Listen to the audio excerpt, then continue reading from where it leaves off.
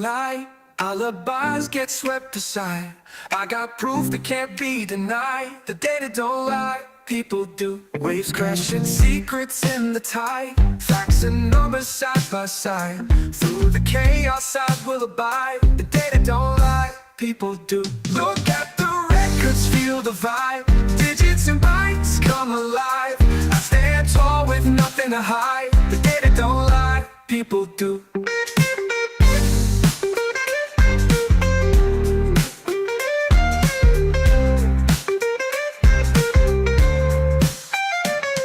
May twist and tongues may tie. Plausible tales shape the sky. In the end you can verify. The data don't lie, people do. It's in the matrix beyond the eye. Hard truth that's flying by. Evidence you can't defy. The data don't lie, people do. Look at the records, feel the vibe. Digits and bytes come alive. I stand tall with nothing to hide. The data don't lie, people do.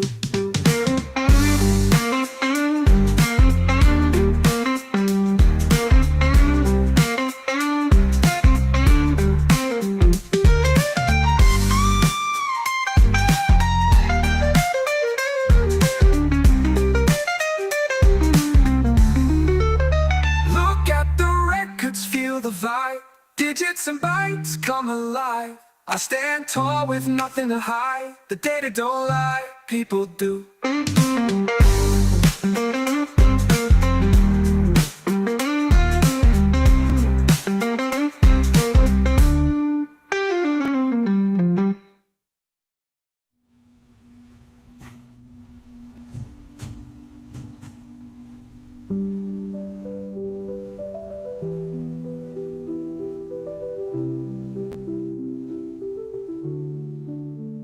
Friends may twist and tongues may tie. Plausible tales shape the sky. In the end you can verify. The data don't lie, people do. Friends may twist and tongues may tie. Plausible tales shape the sky. In the end you can verify. The data don't lie, people do.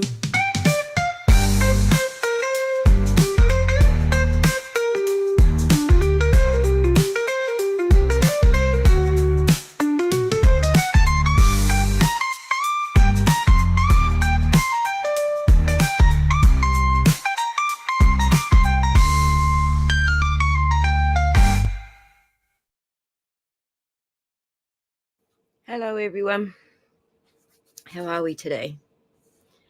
It's 2 a.m. here in Australia and it's freaking cold. Brr. And I don't have my air conditioning on. My reverse cycle air conditioning rather. It's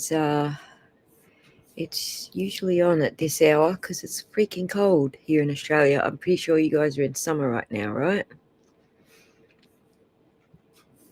So, hello, gonna force it.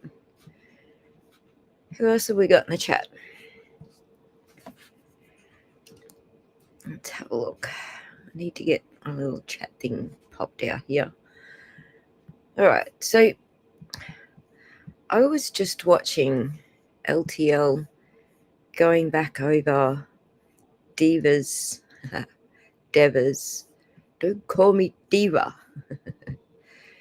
It's 97 on the beach in South Florida. There you go, Ramble and Roam. Thanks for tuning in from South Florida. And wherever you are, I'm going to force it. So I was watching LTL going back over Diva's testimony. And you kind of, like, you pick up something different every time you hear it. So I've played it several times. I've watched other channels play it multiple times. Every time it's played, I get something new from it. And today, I heard something which hadn't really occurred to me before. And that was Diva. I'm going to continue calling her Diva because she's a diva. LTL nailed it with his thumbnail today. Leave it to Diva. She actually said when she went to I can play it for you if you all want to hear it again, but I mean, it gets boring after like the 50th time. Yorkshire Fawcett, and it's 30 here. Too hot. I'd love it to be hot here right now. Oh, you were. I was kind of half paying attention and half like researching what these terms are. So, in general, I just don't believe that people use the term general counsel when they're referring to their private lawyer. If you're referring to your own lawyer, you generally would say lead counsel or, my attorney or whatever. Even if it was a union lawyer, you probably wouldn't be saying general counsel. It seems to me like that is almost exclusively used in institutional context, like corporate general counsel, for example. So if you have an in-house lawyer for a company, municipal general counsel for this town or city attorney, department general counsel. So that might be like a legal advisor for a government agency.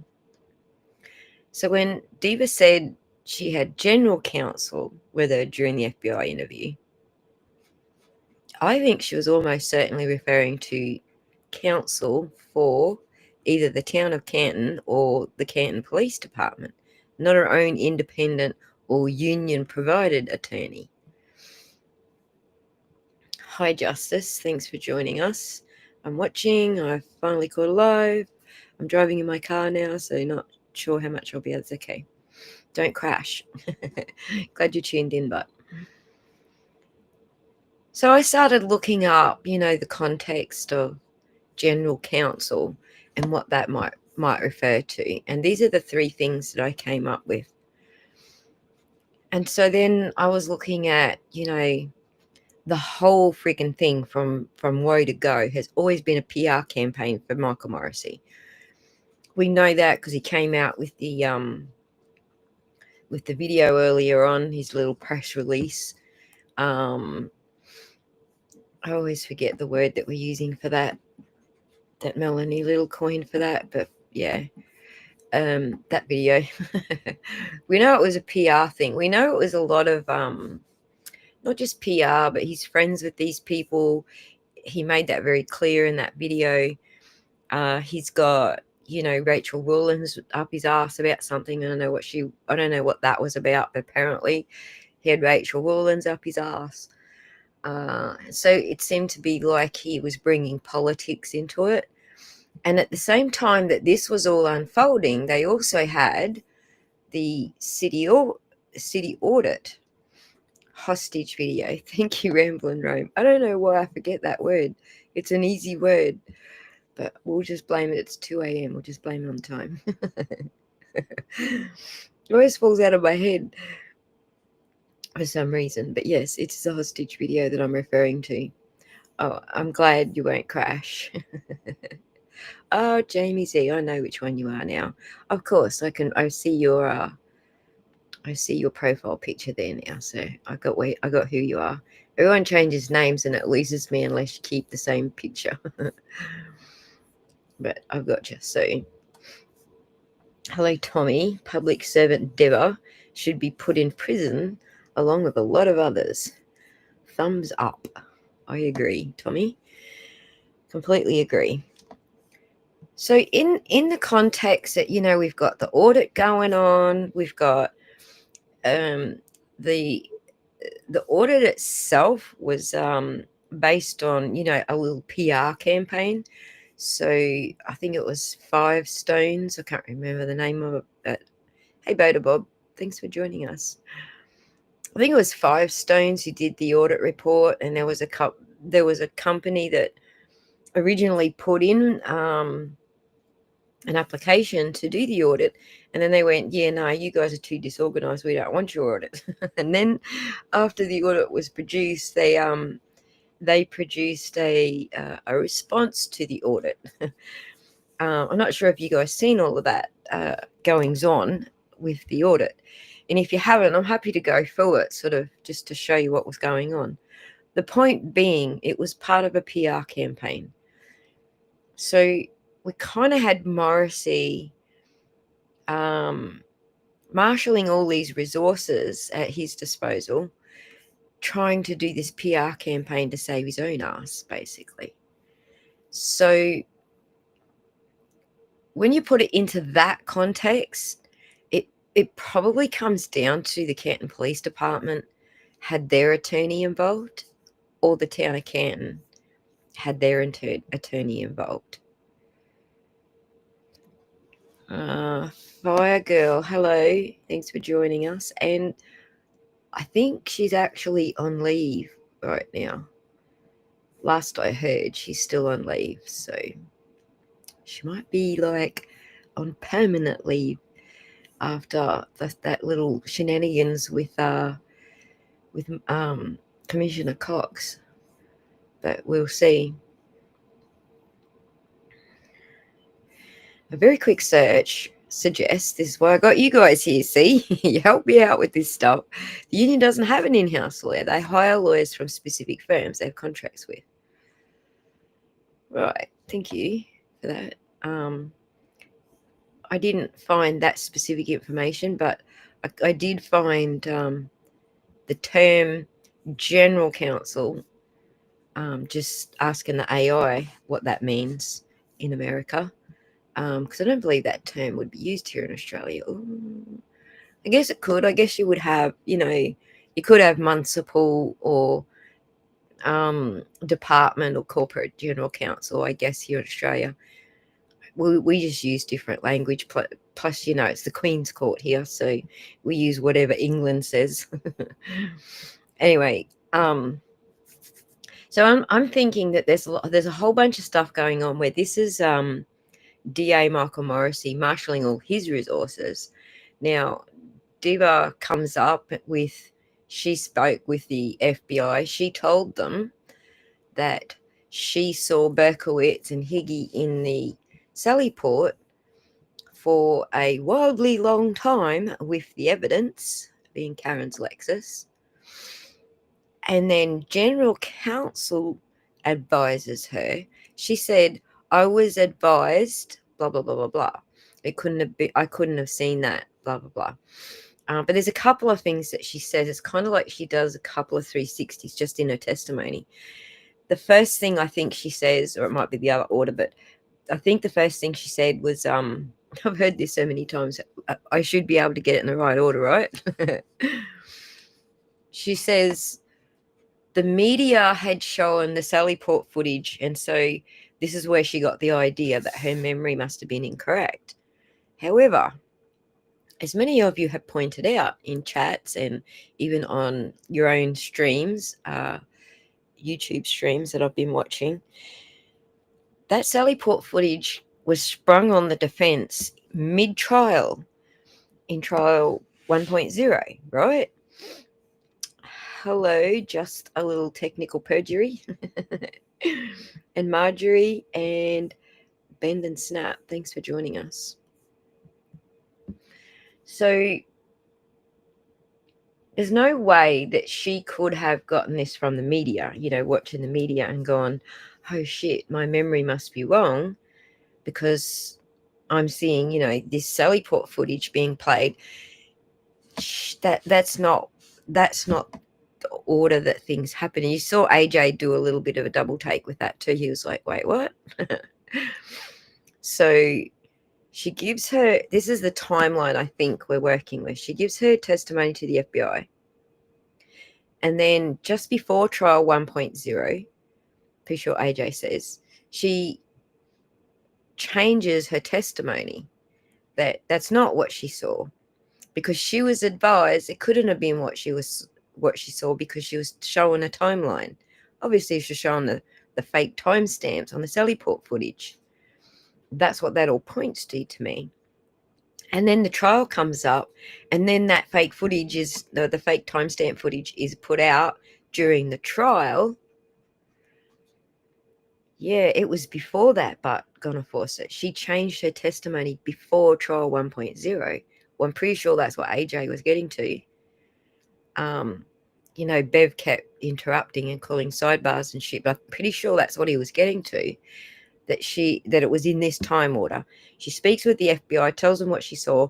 Then someone tells her, no, you couldn't have seen that. And they show her Sally Port before anybody else has seen Sally Port.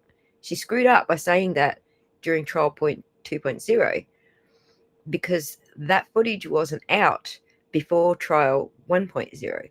I think we were 3 weeks into trial 1.0 when that footage came out. It was even a surprise to the defense. So that's the order I think things happened in, just given the way AJ was presenting it. And then what was the second excuse that she used? That she was called to Commissioner Cox's office. Someone had advised her about the timeline. Not, now she's like recanting that she saw it in the media. Now she's saying someone advised her about the timeline. But she wasn't exactly. I mean, if I'd have been questioning her, I'd have been like, wait a second, and like ironing these things out and just putting these pieces together. But AJ was on a mission, and he had the thing that he wanted to get out of her in his mind, and that's what he was getting out of her. But there's a lot of things I would have I would have asked her, what do you mean general counsel? Who is this general counsel? I think he actually did ask her like who was there, and she wouldn't elaborate on general counsel. But so then I'm thinking, all right, so what does it mean that she didn't have her own independent lawyer? If it was a union lawyer, she would have said, I bought my union rep, or my union provided legal counsel, or just legal counsel. She wouldn't have said general counsel. But it's normal, it's non-threatening, and there's no negative connotations from her protecting her own employment interests. So there's not really any reason to be hiding that. Also, on top of that, the FBI, I think the FBI gave specific things that AJ was allowed to read from, transcripts, and specific things he wasn't allowed to. But that was one thing he was allowed to, that she had met with them, that what she told them, and that she had counsel with them. So if it was just a union rep, then, she wouldn't be all shifty about telling us she had a union rep there. Everyone would expect her to have had a union rep there.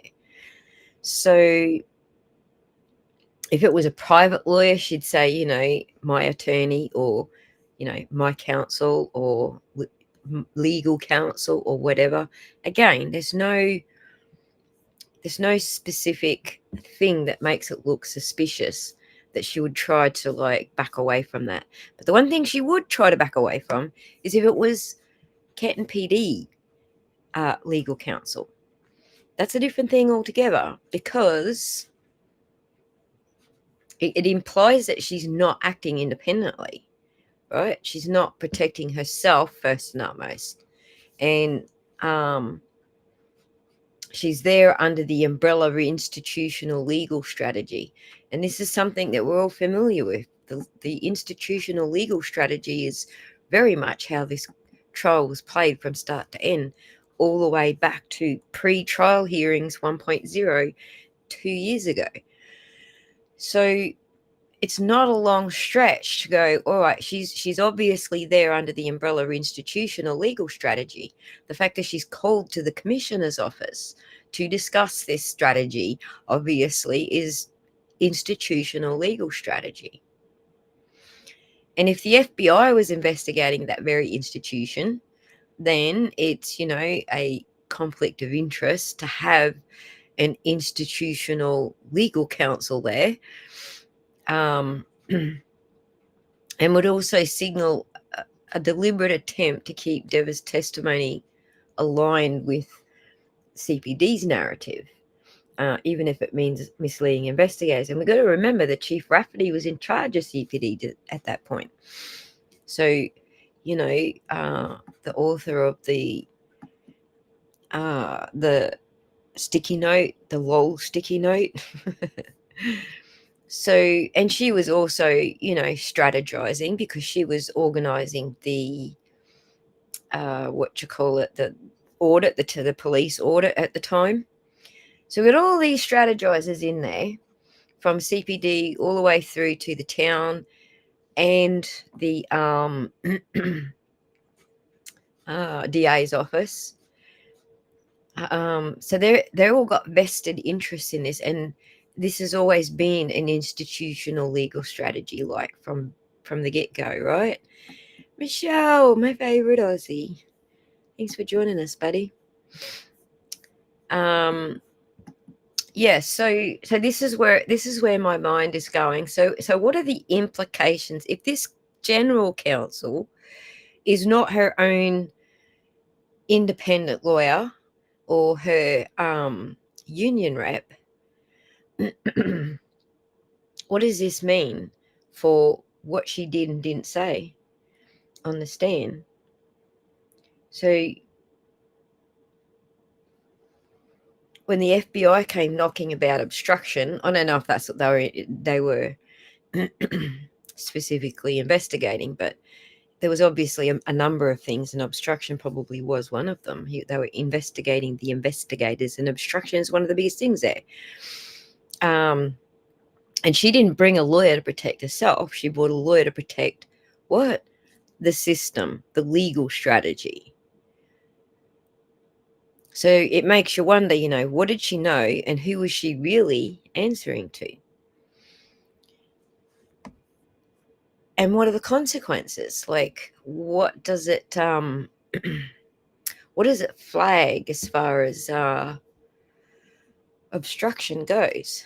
That's probably the key word to talk about here, because the FBI would have seen it as obstruction if she actually turned up with an institutional lawyer, let's say for the Canton Police Department.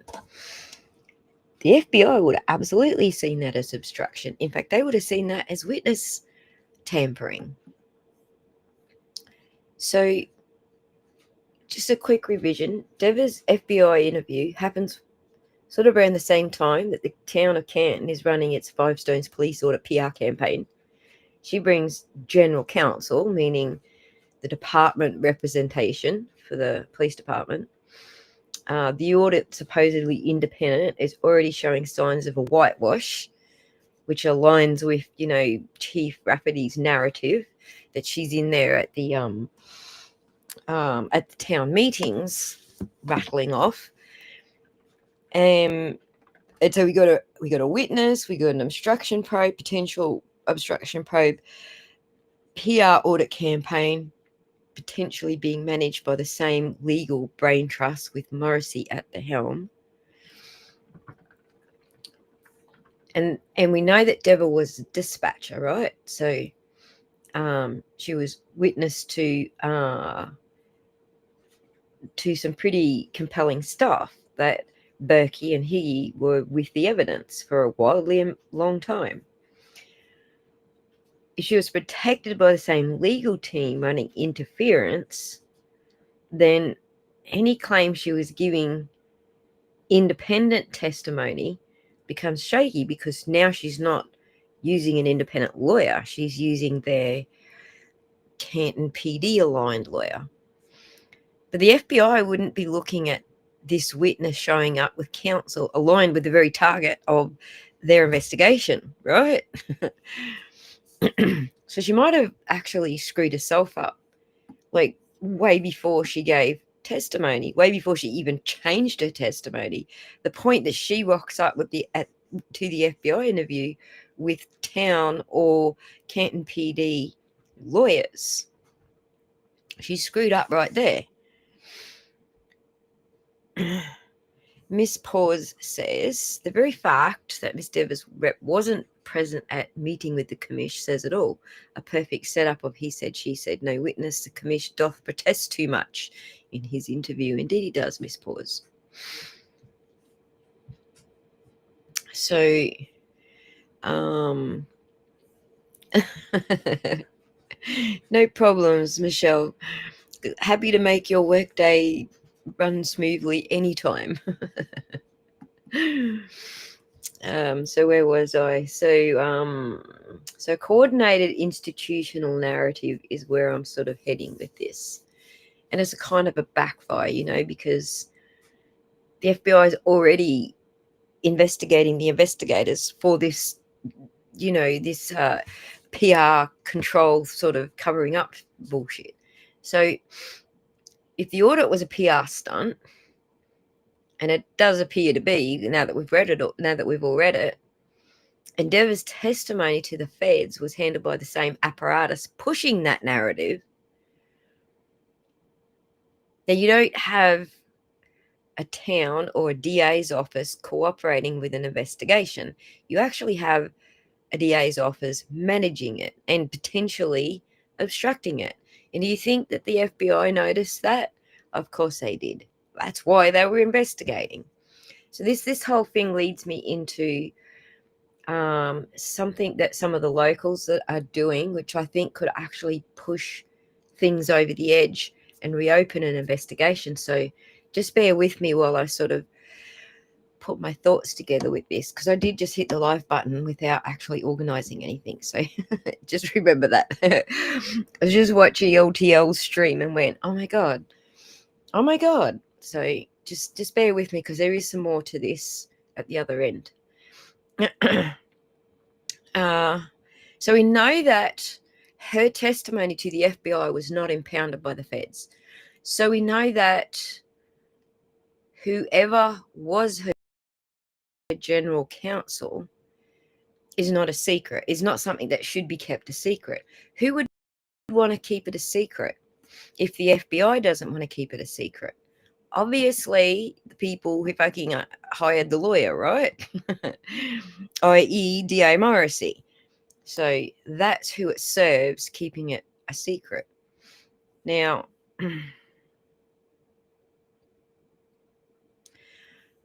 yes, Miss Pause, she is. Thank you for verifying that. According to Howie Carr and Aiden, Diva is definitely on hiatus. Where are we?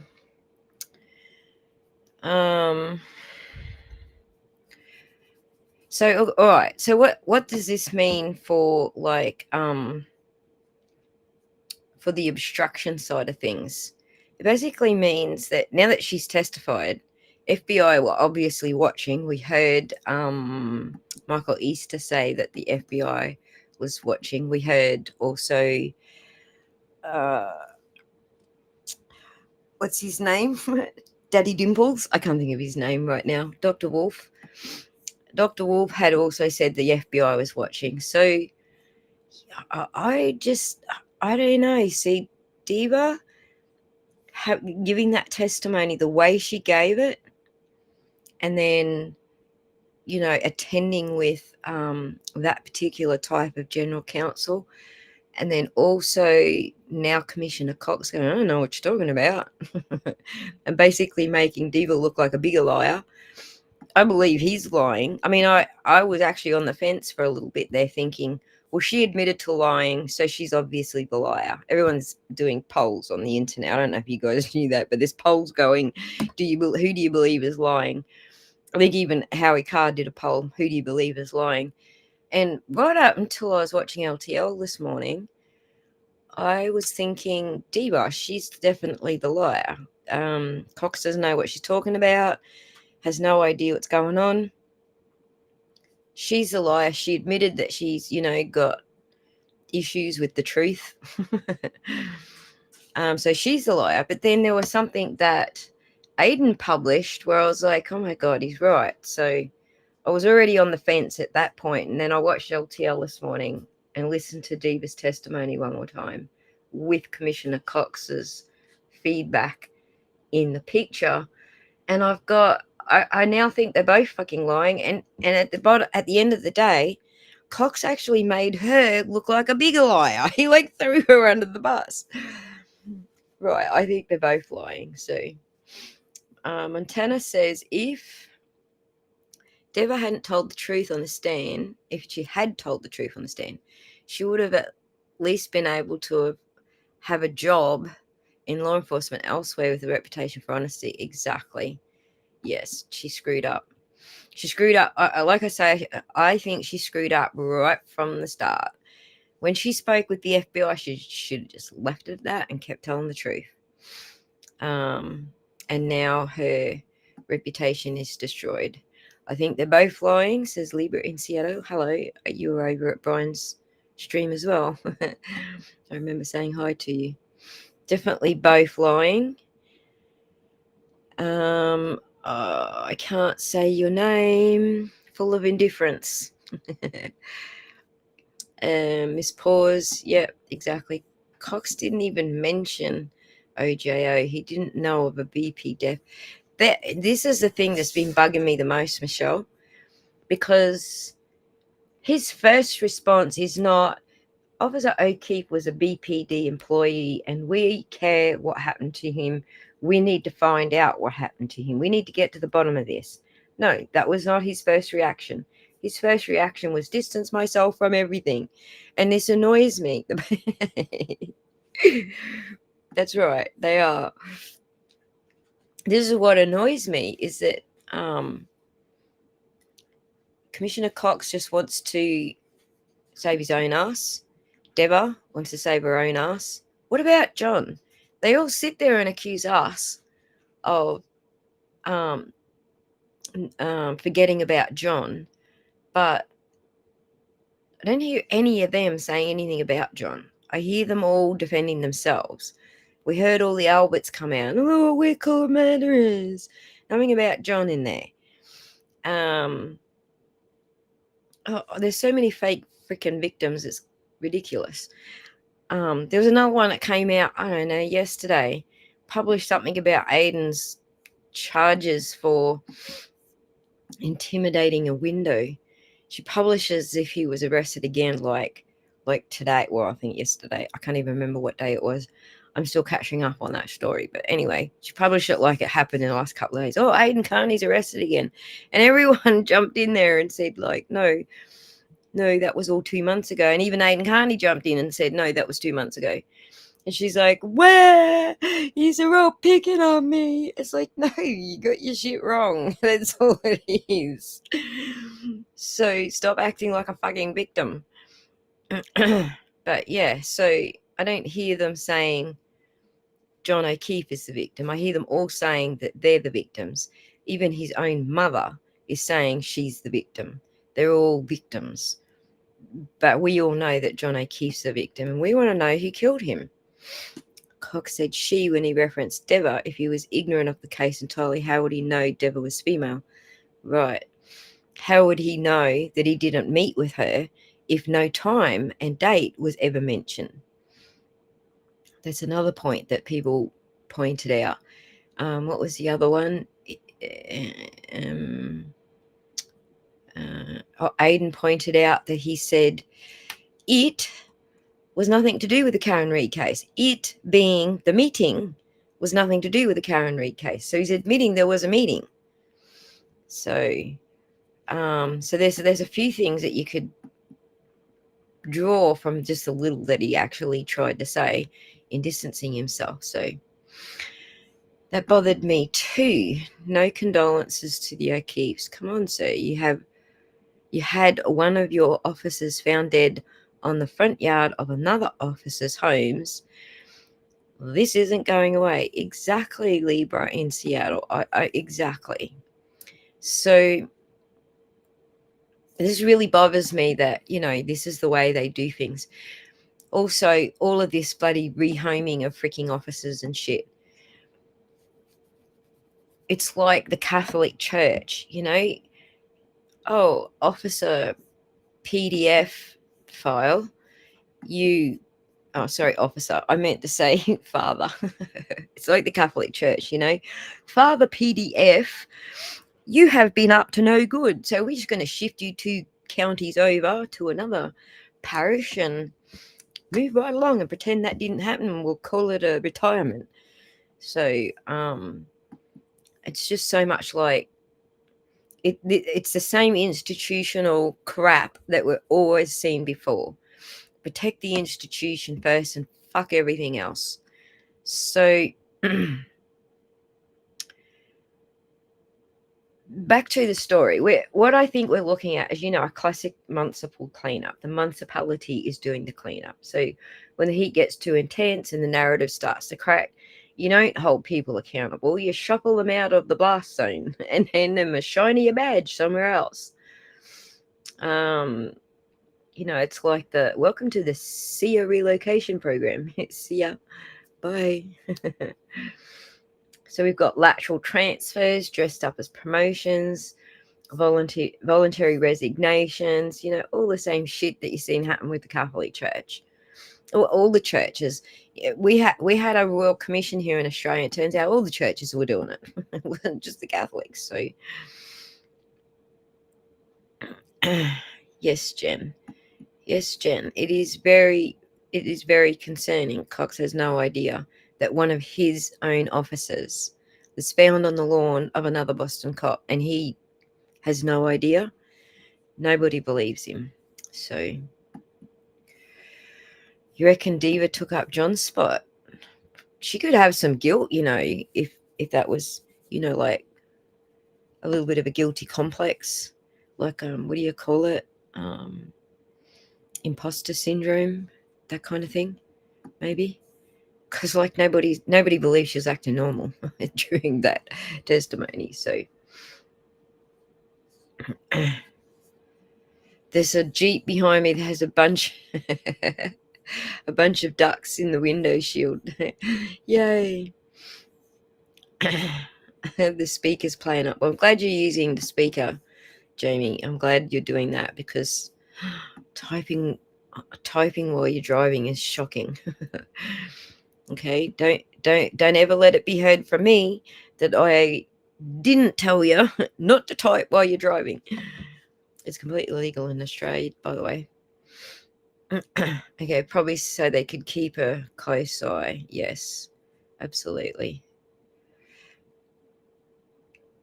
Yes, Cox is the commissioner for he's the police commissioner for Massachusetts State Police.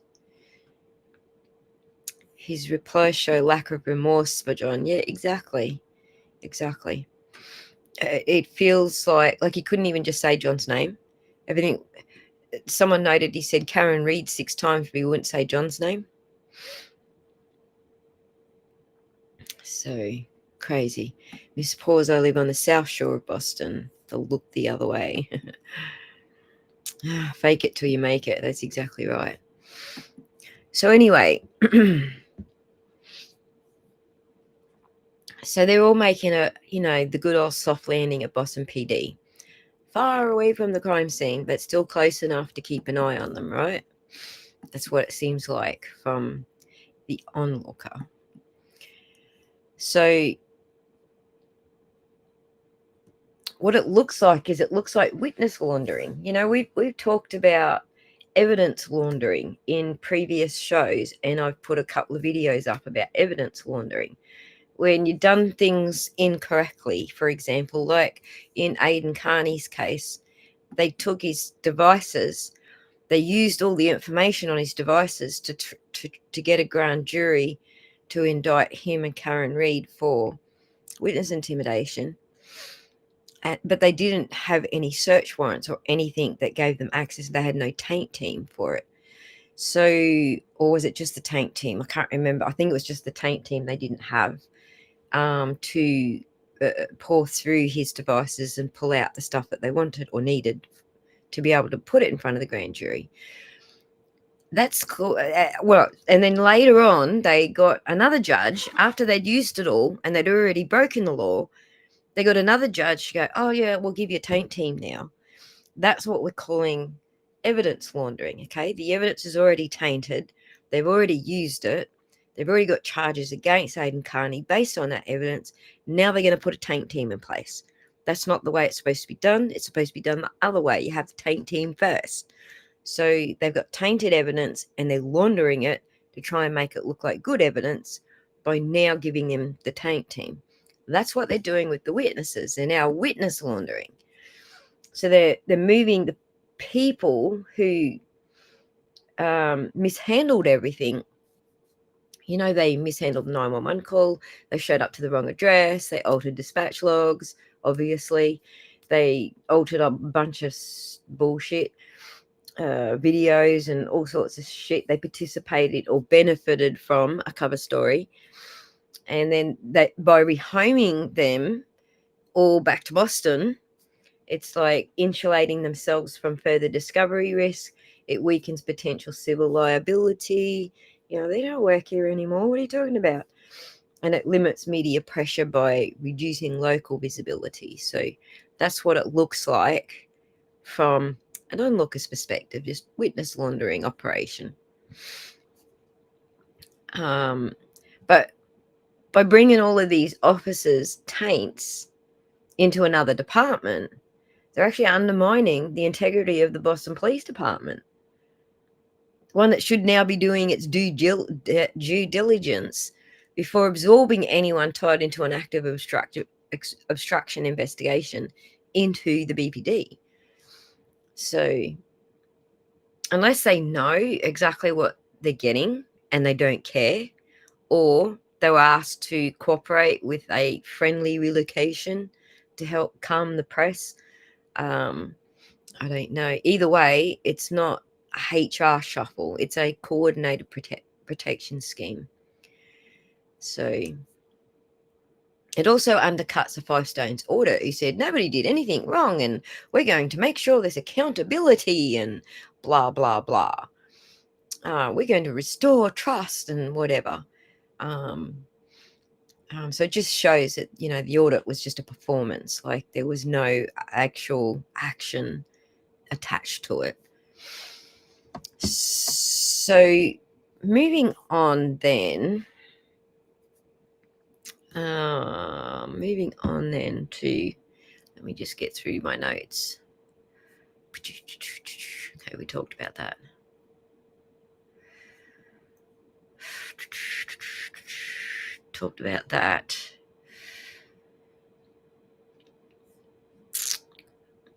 Also note during Diva's testimony, when Alan Jackson started to read what Kelly Diva told the FBI, Judge Canoni hit the panic button and called a sidebar and tried to shut it all down, right? The fact that the FBI isn't too worried that he would read this transcript out in court, they obviously gave him explicit permission to do that. And that they've had to shut him down. I have to wonder what else was in that. What else was in there that she told them? And this kind of ties in with some other things. AJ said something on Turtle Boy stream, and he's also sent through now a letter asking for Diva to be put on the Brady list. So there's more stuff going on here. There's more to this. There's a lot more to this. Did the FBI excuse Diva? Remember when she gave her testimony, she basically told this bollocks story that the FBI said that it's okay if I change my testimony because I did it in good faith. Excuse me? It's not a get out of perjury for free card, girlfriend.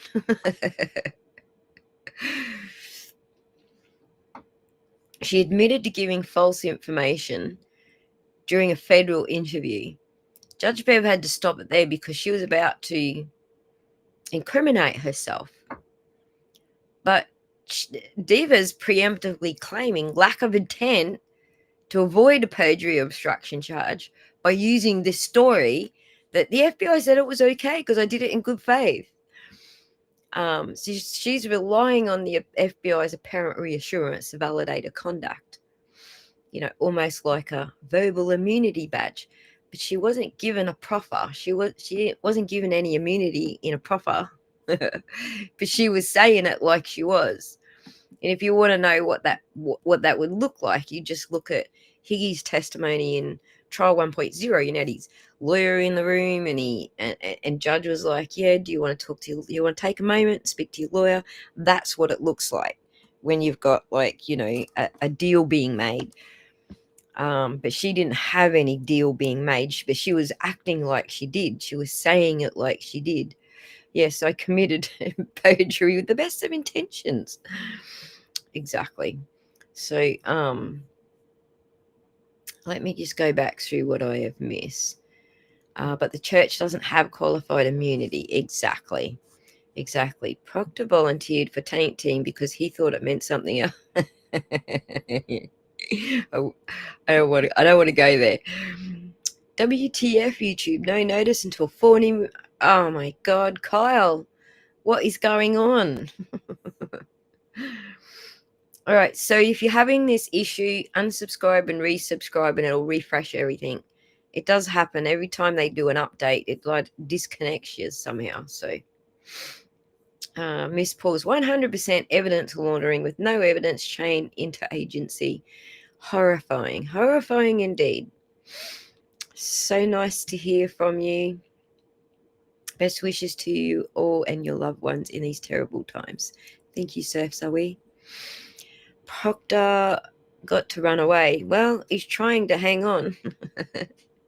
Tainted love.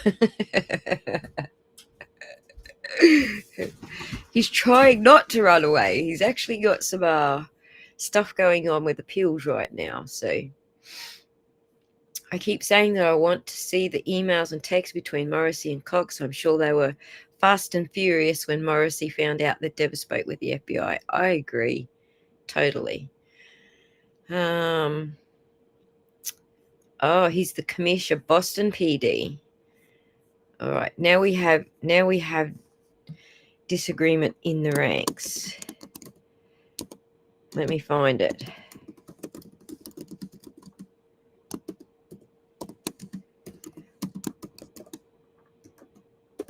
Let's find the answer. BPD, not MSP. He was officially appointed to that role by Mayor Michelle Wu and sworn in on August 15th. So there you go. He is Boston Police Department, not MSP. Okay, so commissioners here are a little higher than that, not just of the one city. They're like higher than that. They're like for the county. So thank you, Trish. G'day, mate. How's it going, Biffle? Where are we? No police chief invites a rookie into his office. That simply doesn't happen unless the chief has a very specific reason. That's right, Nadja. I believe that's the case. I'm sure that's what AJ was getting to when he was questioning her. So most officers never see a police chief in person during their entire career. And Deborah and Cox have met twice. Not just once, twice. She's more hubris than intellect. Just the sort of person you want to have a badge and a firearm. Indeed. One Giant Lie says Trish is correct. He is Boston PD commissioner. Okay. Damn dog. My brother from another mother.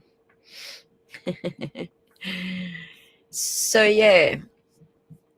I lost my place in my notes because I did a search on that. All right, so what we end up with is let's do a little like recap. All right, we end up with she hasn't changed her testimony. How do I say this? Let me say it a different way. Rewind. Scratch that record. She gave, here we go. She gave what she remembered as her testimony to the federal investigators based on her own memory. Right? That's her story. It's not a misunderstanding. It's not someone else's mistake. That's her own recollection. She later changed that story, not because she remembered something new, but because General Counsel showed her something, a timeline, and someone advised her that she was wrong. So that's not a memory correction. That's narrative coaching. So she invoked the FBI. Additionally, she invoked the FBI as post hoc cover, as if she had some kind of proffer deal with them, some kind of immunity with them. But they were told the second version after she legally been advised what to say. So, her recollection is now being corrected by somebody else. So now we don't have the witness's own testimony anymore. We now have witness tampering, essentially. So whoever it was that advised her, I don't know. When she said, I was advised it's a different timeline, and I knocked off work at 3:45, so I couldn't be correct. Whoever it was that advised her that was tampering with the witness's testimony. Cox sued the BPD. I know he did. He absolutely did, and I'll tell you why in a second. I'll tell you why this is all. I'll tell you a little bit about the story and why this is all such bullshit. But so the legal translation of what we're saying is her original statement was probably the truth. That was her memory. General Counsel then reframed it for her, likely to match the narrative. So then she recanted under pressure and she said, I understand my job depends on this. And now she's testifying under oath to the lawyer-approved version. And then the defense is gagged from reading what she actually told the FBI originally. So that's not a false memory. That is lawyer-instructor retroactive alignment. That's what that is. And it was clear as friggin' day to defense, as well as all of those of us looking on. Maybe not who General Counsel was, but for those of us looking on, that's what it looked like. When did she give her first? So it turns out like I think it was like August 2023 she first gave a statement to FBI, or maybe earlier than that. Then in August 2023 she changed her testimony, and then in 2024 they didn't call her because she'd changed her testimony. And then in 3 weeks into 2024 trial is when the Sally Port came out. So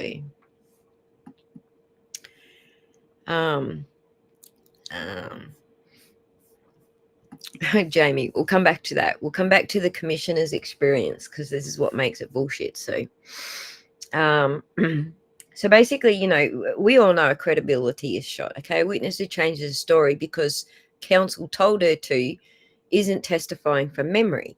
She's parroting liability strategy. You could hear that in her tone, the style of her answers, everything when she's in the hot seat. But it also puts General Counsel in the hot seat. If they altered a witness's testimony that touched federal obstruction, that's edging into witness tampering territory. That's exactly what the FBI is supposed to be investigating. That sort of shit.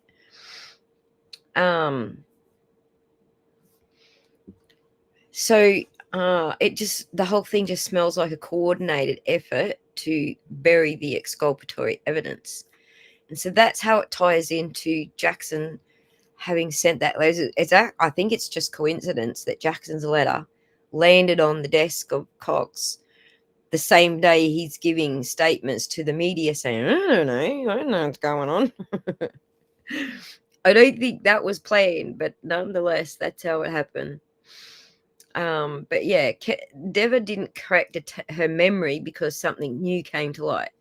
She ended up backtracking on that. She changed her story because someone advised her she was wrong. So that's the difference between a witness giving their own recounting of what happened and someone telling them to recount something specific. So in that sense, and because the person telling them is part of the city or the council or the state, that's what makes it so serious. As far as, witness tampering, changing her testimony goes.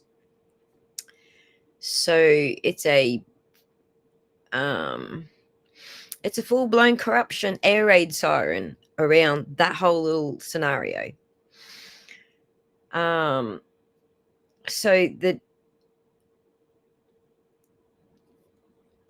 let me move on to the next note. That one's probably not relevant. Not relevant. Okay, next note. So what she was doing was implicating Canton PD at the highest level. I was talking about, a rogue beat cop. We're talking about Berkowitz. Was he deputy chief or something? He had a pretty high rank. I just can't think of it off the top of my head. Everyone beneath him is potentially compromised. Command level coordination of the cover up. He's there with the third party suspect, Higgy. And that's not incompetence, that's facilitation, like letting him into the Sally Port to have access to the evidence.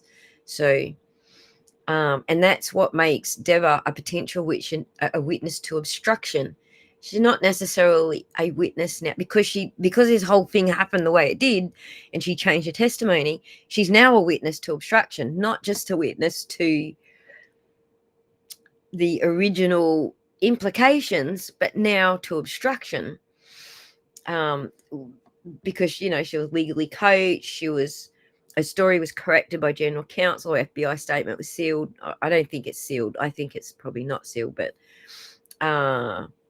Jackson was kind of blocked from introducing it and getting into too much detail there. So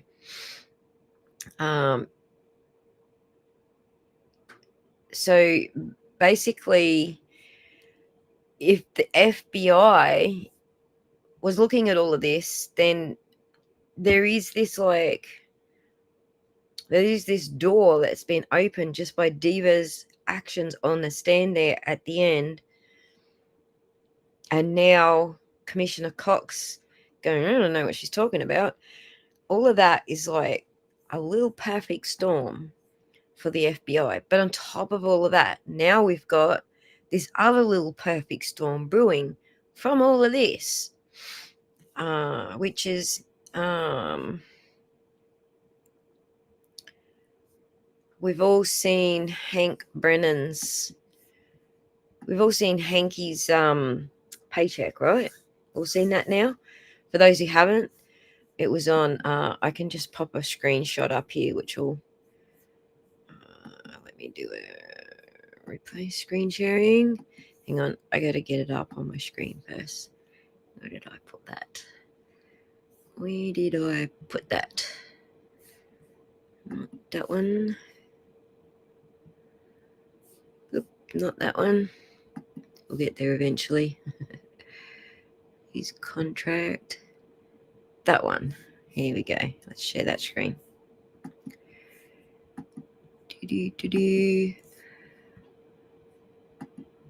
Share this one right here. I don't know, where did that go? You bugger. Yes, here we go.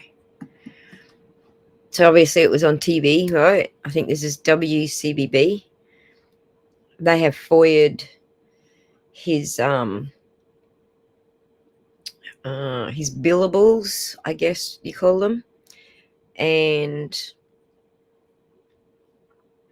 it comes to 566,000 at 250 an hour. A number of hours 2,264. So if the FBI weren't already going, what the F is going on here? Where are we going to go from this point?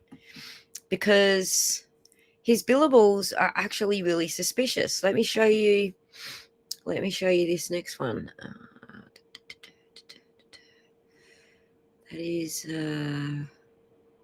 right. This is what they should look like. Oop, not that one. That's not what they should look like. Right, give me one sec. Come back here. Let me just get all three of them up together. So I'm having fun operating the computer today. Open with preview app. Close this one. All right, so we got all three up there. Cool. Let's share that screen then. Let's go back. Window, this one here. Right. This is what we should be seeing, for example. So we should be seeing, a description. We should be seeing the date, the description, a complete description of what they were doing for 6.5 hours. Strategy meeting, blah, blah, blah, for 8.7 hours. This is what it should look like. The every payment he put in, every billable hour, every billable spreadsheet he submitted should have looked like this. But that's not what we ended up with. By the time the trial started, this is what it looked like before the trial. But then the trial started, and we're now looking at this. What? April, the 1st of April, trial prep, we were in trial by then. There's no description of what he's doing. It's just 12 hours flat across the board. Like, that's exactly what fraud looks like when there is no description, no nothing, and it's just fill up the hours. Here's another thing that's let me open this other one. Here's another thing that's sus, right? I've actually been going through this with the person who FOIA'd all this information. So let me share the contract with you. No, it doesn't include the Morrissey's. This is so Aperture's paid by Morrissey's office. This is just billable hours to Brennan alone. So here's his contract. Basically, this contract is capped at 75,000. For them to have paid him more than 75,000, there needs to be an amended contract because this one is capped. You cannot take more money from the public funds than what your contract says. There has to be another contract. So I spoke with the girl who's doing the FOIAs for all of this information, and she tells me that there is actually a contract. So I'll read what she says. I'm sure she won't mind if I show you the conversation. So let me just I'll share this screen next. Right.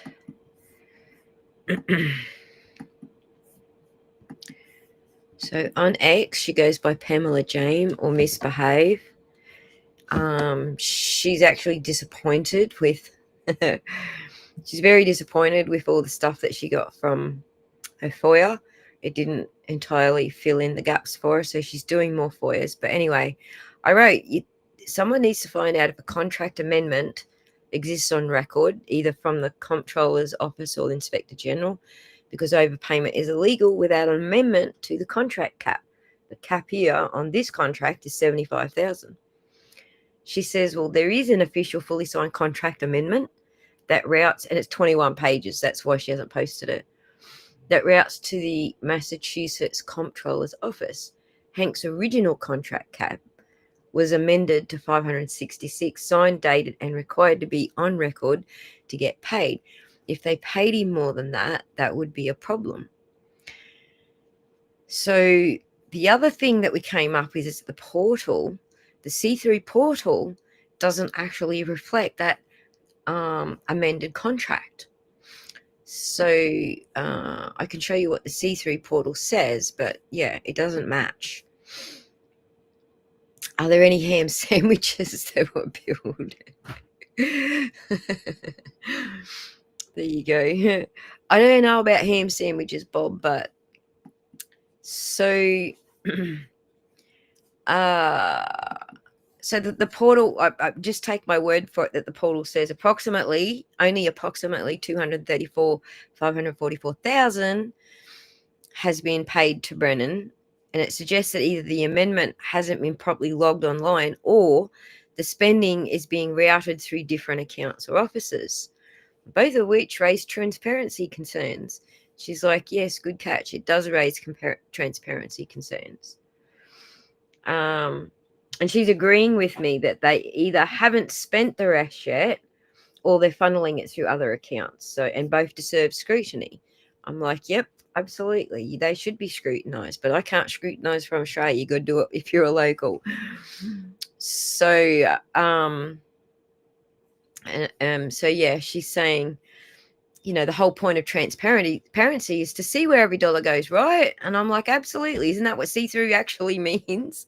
Like literally. And I believe that that's exactly what it meant when they invented the name see-through. It was a bit of a catchphrase kind of thing, but it was to be transparent. So if the amendment to the contract came after the timesheets were submitted, and these 12-hour billings that I just showed you were clearly reverse engineered to match the cap, not crap. That's fraud, or at best it's malfeasance. But the point that I'm making here is that we need now look at the dates, because if the date of the new contract or the amended contract was before he submitted these 12 hours with no basic description beside them, then you can see the reverse engineering to meet that contract value. Do you get what I'm saying? So now she's going to go through basically, what she's got. She's got the 21-page contract and all the billable hours from Hank. And she's got other requests coming in on a rolling basis. And she's got a new one to the AG's office, which should be received sooner than some of the others due to the significant amount of requests at the DAs. So by submitting a FOIA request to the AG's office, she's actually triggered the best freaking thing in the world for everybody. And that's going to bring it back to, she has to come back. No, you were right, Ozzy, it's crap.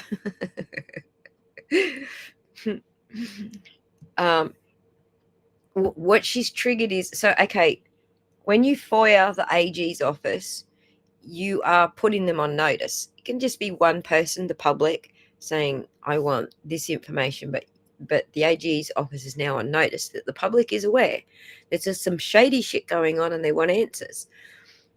Because she's going to FOIA both offices, the comptroller's office and the AG, she's triggering a what's it called?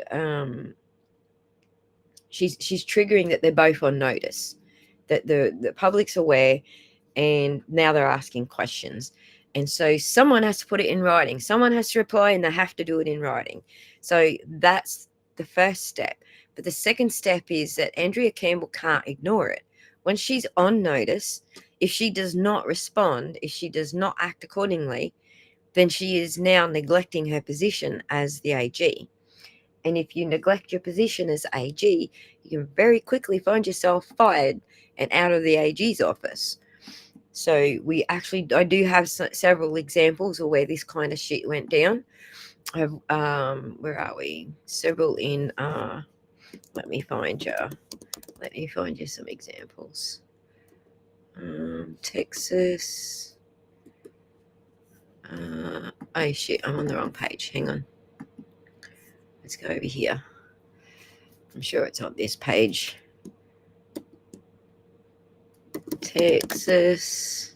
Right, so here's some notable precedents for you, okay, of AGs who got the ass because they were dickheads. In 2020, 4 senior aides at Texas Attorney General Ken Paxton's office allegedly misused public funds to aid a campaign donor and retaliated against whistleblowers by firing them, effectively shutting down an internal investigation. That's one example that made it up to the Supreme Court, and he was booted. Pennsylvania was AG Kathleen Kane. She became AG in 2013, but was convicted and defeated in 2016 for perjury, conspiracy, leaking grand jury material, and obstruction of justice. Her actions included using her office to discredit political opponents and influencing prosecutor appointments. She was eventually disbarred and sent to prison. And in South Carolina, there's AG Alan Wilson. He was publicly criticized by a grand jury in 2018 for trying to fire a special prosecutor investigating his allies. So these are all examples of attorneys general being legally exposed for corruption tied to handling or mishandling DA level issues. So, Andrea Campbell is not immune to that. She can be held accountable if she doesn't act. So the fact that people are actually making these inquiries, it's a good thing. And the more people who are making the inquiries, the better, because it puts her on notice and she has no choice. She can't not act. Something else I will point out too is that she ran on that ticket. She ran on accountability and law reform and all these wonderful things that everybody votes for. But you'd think that, $500,000 overbilling scandal tied to a politically charged prosecution would be, part of her whole brand and she would do something about it, but crickets, right? So at this point, if she is aware of it, which she will be once these FOIA requests go in, and chooses to do nothing, then she becomes legally exposed too, because under GLC 12, Chapter 12, Section 10, the Attorney General shall take cognizance of all violations of law where the Commonwealth is or may be a party. So she has no choice. She literally has to do something. So what is she likely to do? She's likely to shoot it over to the FBI, who were originally investigating the DA Morrissey's office. So that's what we want to happen. This is all good. We can actually see these FOIAs triggering her to have to go back and triggering the investigation to be back open again. Do you follow? You follow me now? You're following? We know we've already got their attention.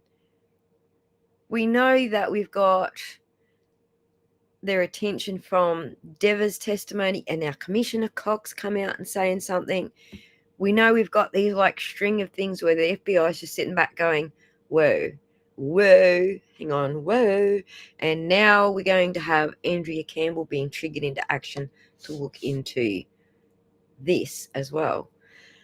So I think it'll actually end up back with the same office that were originally investigating D.A. Morrissey. So, ta-da! Took me an hour and 14 minutes to do the whole circuit. Did you get it all? Are we following? Capiche? Capiche? Does it all make sense now? And I've just got to say that I feel like Alan Jackson was hinting that some of this shit is in the works. So if you didn't watch his, I'm sure you all did. I'm sure there's absolutely nobody watching right now that did not watch AJ's interview with Turtle Boy. Put a 1 in the chat if you did not watch Turtle Boy. Hey, Kevy. How's it going? Kevy is in the house. I mean, literally, Kevy's in the house. Like literally. Hang on. I'll show you how literally I mean. Hang on. Wait. Wait a second. Stop that. You know I'm bringing you up, right, Kev? Look, he's literally in the house. Hello, Let's go. hello. How's Oh, your good. how's your PC? All back together? No, it's not. Oh, we got you on a phone today, have we? No, I borrowed I borrowed a motherboard from a friend of mine. So we was here last night to help me rebuild the PC temporarily. So Nice. And then you got to do it again when your parts arrive. yeah, it was Prime. I don't know if it was Prime Day everywhere else, but it was Prime Day here for the week. So everything was kind of out of stock, and anything that was left was savagely overpriced. So Right. I had Thank to you go to for the Germany. Thank you for the cute comment. Cue the music from Sister Act. I will follow you. I will Wherever follow you you. go. Yeah. So you came along a little late. I don't know if you got the whole like 360 all the way back to the point that I was trying to make. Did you get all that? Did you get the whole story? No, I literally only came in about 10 minutes ago, 15 minutes ago. Right. What was I up to when you came in? You were just discussing the 500 grand for Spanky. Right. I have been following that now. I saw Ted Daniels and Lawyer, discussing it, and a Yeah. few others, LTL and who else? There was somebody else I saw covering it. Right. Ted Daniels seems to have the bit between his teeth with us. I don't think we've heard the end of it from him. Same with me, Libra in Seattle. Mine was itemized to like the second, every second that my lawyer spent on my documents. So Yeah, that's how. that bill it's bullshit, to be quite frank. There should be some detail as to what he was actually doing. To be quite Hank. Yeah. Look, I just think that the more locals that do these FOIA requests, especially if they're doing FOIA requests directly to the AG and they write them properly. So if you want to write a FOIA request to the AG, I would suggest you get yourself a paid ChatGPT account, ask it how to write a proper FOIA request and what you've got to have in it. And ChatGPT will help you collect what information you need and how to write it. And then send it through to the AG, because the more locals who are affected, because it's your money, basically, it's your money that's going into this, the more locals that are affected. I believe it only takes one person. Pamela Jane could be that person that triggers it. You don't need to have a bunch of locals doing it.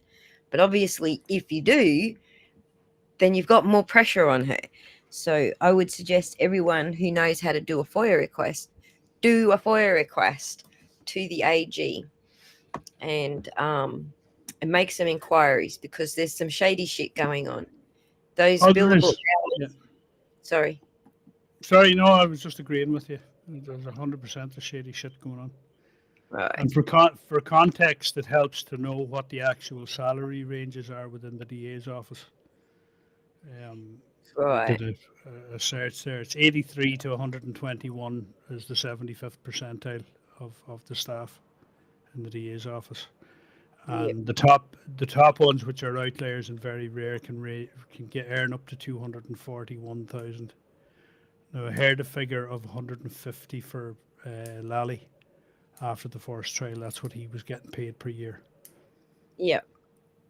Exactly. So So the 12-hour flat rate problem is an issue. Like it screams that they just kept paying him and amended the contract after the fact to cover their tracks, basically. yeah, I That's would what say it, there was no. Yeah, I would say there was no paperwork submitted whatsoever until the end of the trial.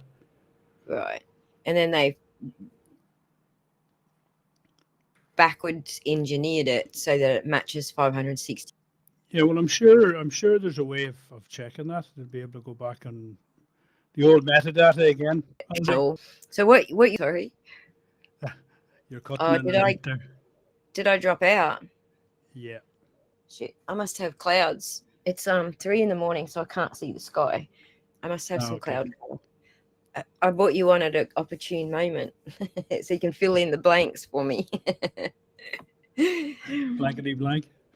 So for those who don't get it, if you need to see variation in hours, like I showed you in the first screenshot, some 8.7 hours and 6 hours and whatever, task descriptions like we showed you in that first, he was doing all right up until April when the trial started, and then he just went flat rate 12 hours for absolutely everything and never identified what each of those rows was for. So every day from April 2nd, start a trial onwards, was 12 hours flat every day. So that's the forensic equivalent of a toddler trying to forge a signature, basically. Well, you have to bear in mind too that this is Massachusetts, and this is not how we do it in Massachusetts. And they're all Mentality. the forensic equivalent of toddlers trying to forge signatures, all of them, because they've fucked up in so many places, right? Yeah, In yeah, obvious yeah. ways. I'm Becky delighted now because the focus is fully on the DA's office right now over all of this. And Cox, with that said, dumbass statement that he made to the press yesterday, he's put himself firmly in the crosshairs of the media as well. right, and he also made Diva look like more of a liar. So, haha. And himself. How can the commissioner of police, over 3,000 police officers, not be aware of the Karen Reid case that involves the murder of one of his officers? For that reason alone, he should be fired. Becky says, I'm giving Hank zero grace, but I have to say, as a paralegal who has recreated, and submitted probably millions of billable hours, I can understand what they did. However, I'm curious to know if he billed his paralegal hours via an itemized accounting, which it should be. They're also billed at a reduced rate, but they're billable 100%. Need to see the whole bill. I don't see how you get flat rate 12 hours, but Becky. Let me just say the fact that the see-through, which is supposed to be transparency, doesn't match the billable hours that he's billed or the contract that he signed. That's a question mark. You also have to remember that the court didn't go beyond 4 o'clock any day. So Right. you could probably argue he did some work after the court day, blah de blah, preparing for the next day and Blah, stuff. blah, but 12 solid hours every day? No. Yeah, it doesn't make sense. I can That's my understand if he did 11 hours one day, 10 hours another, 12 hours on a, particularly long, drawn out testimony day or whatever. But yeah, I just don't see 12 flat across the entire thing being legit. Lawyers are notorious for their billing here in Ireland, and being very vague about it. Corn Pope, I'm sorry I didn't say hello to you earlier. I must have been right in the middle of something when you arrived. But hey, Corn Pope, thanks for joining us. I'm not sure if you know the answer to this, but do you think it's possible for the media or the public to intervene in Turtle Boy's case for the impounding of docs? I do think it's appropriate for the media to intervene. They're doing it in all these other cases. Yes. I think the answer is yes, they can intervene. Do they have the will to intervene? I don't know. So Becky says, I agree it looks suspect. I think he didn't bill anything beyond 12 hours unless he is that robotic. By the way, for those who don't know, if you are on X, Howie Carr is asking for everybody to put their suggestions in for all the shit that Hank got wrong. So there's a whole list going on over there. He's going to do an article about it or something. I don't know. He's going to do something funny with it. But if you got suggestions, hit him up. I think mine was he keeps spelling his name wrong in motions. Breenan. But But yeah, Harry sort of had a few of them already racked up. And then people just adding, the things that they remember. So when I ended my career, hang on, Kyle has sent us a super chat. Thank you for the super chat, Kyle. When I ended my career on staff with my department, I was the FOIA guy for data and audio, etc. I also had to prove up some pulls for legal reasons. I tracked to 3 hours with 0.3 hours with details. Right, exactly. Down to the third. Yeah, I get what you're saying. Down to the 1/3 of an hour. Exactly. That's what I reckon should be happening. So,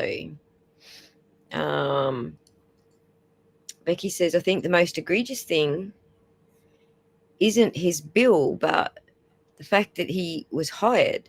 The people of the Commonwealth who are paying that bill should continue to demand answers. I agree with that. I don't agree. So I think it was a retired prosecutor on Howard Carr saying that it was illegal for him to hire an outside party, or an outside party who's in private practice. I don't believe that that is the case in Massachusetts, just from my research. But the fact that the people haven't been given a reasonable explanation as to why he hired them.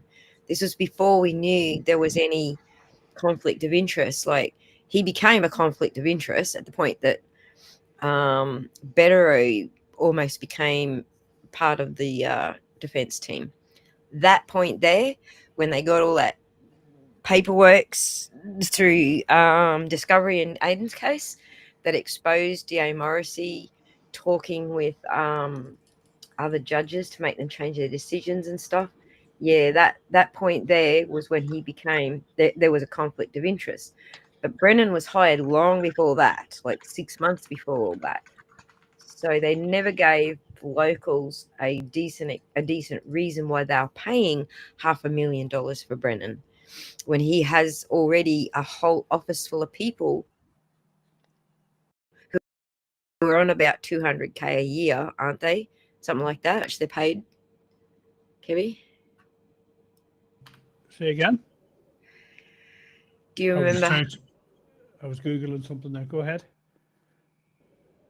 Do you remember how much the prosecutors are paid in his office? The prosecutors, the ADAs, are paid between 80,000 and 120,000, and that's 75% of them.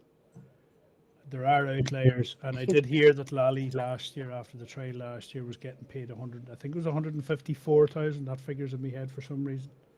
That's his salary. But That sounds right. I got a shocking head for numbers. If they're not in front of me, I can't remember them. So that's why I was asking you. I'd seen them all. If you take 6 months prep for the trial, Lally would have cost the district attorney 75,000 for that trial, as opposed to Hank Brennan costing $500,000. Right. Jen There's says, no way. Over Hank's Hebatoba. There's no way he can justify it. No. Now, how they're going to hold his feet to the coals over this, and it's enough to force him to resign, I think. But he's a mob lawyer, Kevy. He's a mob lawyer. He's a mob accountant. I have a feeling he's a bit of a jack of all trades and a master of none. It all kind of... God damn it. Am I back? Yeah, you're back. God damn it. It all goes round in a big circle, right? Yeah. We know we've got the FBI's attention because we know that Diva told them in her testimony that she had general counsel with her. That's just going to go bing, bing, bing, bing to the FBI. If she had her own lawyer or her own rep from the union, it wouldn't trigger alarm bells. But because she had general counsel, means that somebody was witness tampering, making her change her testimony. So we know that would have caught the FBI's attention. But what's going to go full circle now is there is more stuff coming along. She's caught their attention. Now we've got the AG being FOIA'd for stuff. Now she's going to have to do an investigation that's going to trigger back to the FBI who were originally keeping an eye on all this shit. So it's going full circle, basically. Rut roll. Exactly. Yeah, So, the whole thing stinks. But I'm just delighted now that now the Cairns case is over. The spotlight is firmly on Morrissey. it is. And what happened, Yeah, Officer O'Keefe? yeah. Where's the justice? You know. Right. It may well be at this point that the family doesn't feel they got justice because it wasn't Karen, but it's not up to the family to choose who's the guilty person, right? That's not how our law systems work. The family doesn't get to choose who's guilty. Correct. That's where the evidence leads. Like the investigation is another thing. Like forget about that whitewash of a report that was done by the Canton Select Board. And that really only reflected on the local police in Canton, who really weren't involved after day one. But the behaviour of the Massachusetts police, the conduct, Buchanan's behaviour on the stand, Proctor's behaviour, that's all firmly under the spotlight now. Yeah. I think you're going to start see things change. Like the head of the Massachusetts State Police come out and make a statement there yesterday. Did anybody see that? The statement yesterday? Which one are you talking about? The I forget what they call him. He's not the commissioner. He's the head. He's the head of the Massachusetts State Police. Chase us up a But link or stick it up on the screen because I haven't seen it. I'll see if I can find it there and I'll bring it up to you. But it's basically the biggest load of bullshit. It's a real politician's answer. We're going to do better, and we're making all these changes, and we've appointed people to do this, and we've appointed people to do that. And oh, Colonel Noble. I know who you're talking about. Noble. that's it, the Colonel. Yeah. Yeah, it wasn't yesterday. It was actually while you were out of commission. So, but yes. Well, it was one of the days. It was one of the days. I'm not sure. It was. Yeah. I thought it was yesterday. I only saw it late last night or in the early hours. Yeah, Colonel Noble and his like hollow promises. So yeah. I've got more information. Karen Reid's motion to dismiss came through. Was dropped 2 days ago, I think, or something like that. I can't remember when, but just in the last couple of days. To dismiss the civil trial? To dismiss the civil trial, yeah. Right, okay. So Massachusetts does things a little bit backwards, apparently, from what I'm learning from the other lawyers. Apparently, they do they write up their motion, then they serve it on the plaintiffs, and then when the plaintiffs respond, they then file it with the court. So it's not filed with the court at this stage. Sorry, I'm sucking on my fume. Sorry if it's loud.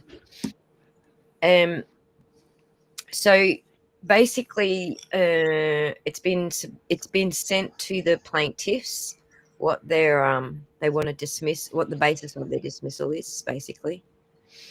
So the key idea with the dismissal, it's most likely going to be a failure to state a claim upon which relief can be granted, is what I think it would be, Rule 12b-6 of the Massachusetts Rules of Civil Procedure.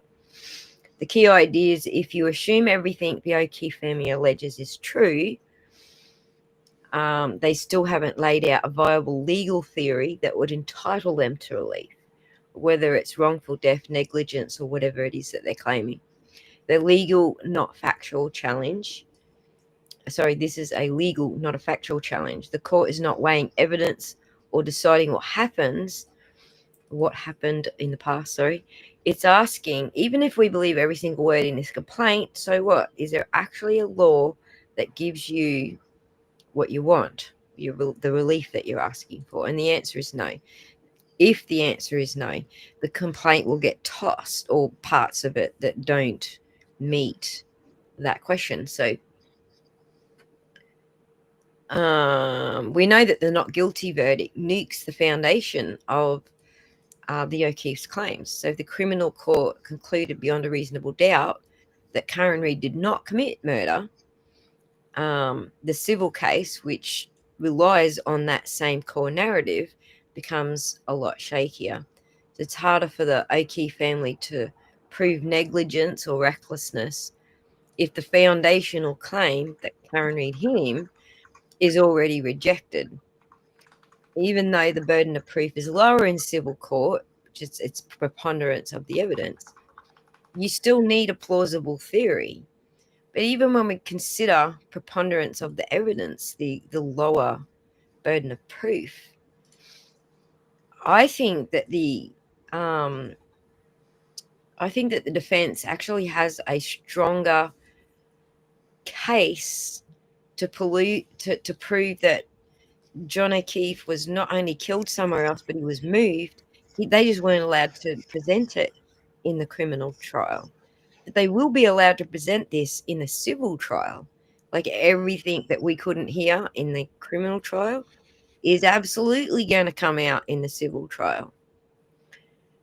Mass State Police responds to Karen Reid murder trial verdict. Share. Oh, it's a link. Thank you, Michelle, and thank you for passing it on, Kevin. Hi, Dina.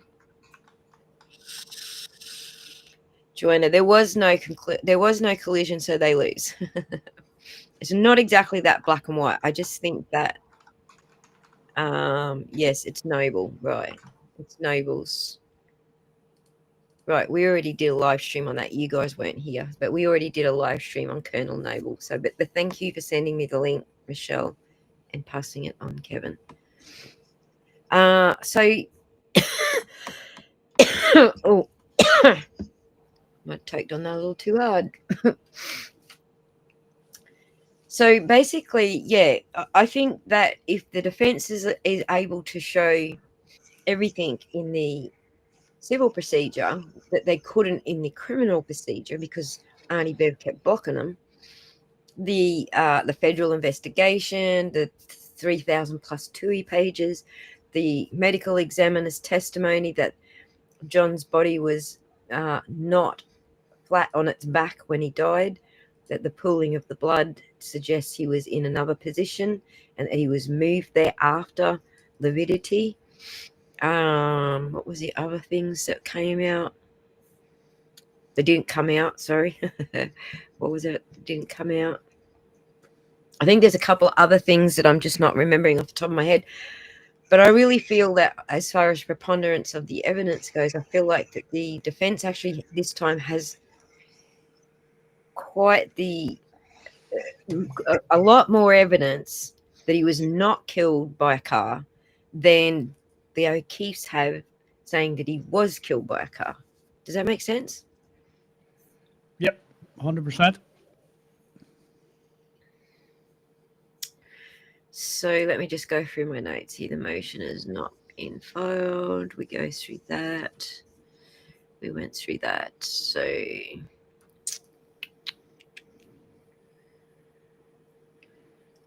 the very best they could do is change or refile. Like if it gets thrown out, they could refile and call it negligence because she got found guilty of OUI. They could say, well, there's a theory of liability based on negligence. They're not claiming that in this particular, the one that they've got filed. I think they would have to drop it and file again, like fresh on the OUI charges. But even that, even OUI doesn't prove she killed him. It just proves that she was driving drunk. That's all it proves. Doesn't prove she killed him. Yeah, So there's no evidence of a collision. So that therein lays the rub. right. There is evidence that the body was moved to that position. Yeah. There is actually evidence of that. So there's too many unanswered questions surrounding the whole thing. Right. And too many contradictions that even in a civil case to get beyond the 50%. Right. I don't think it's possible.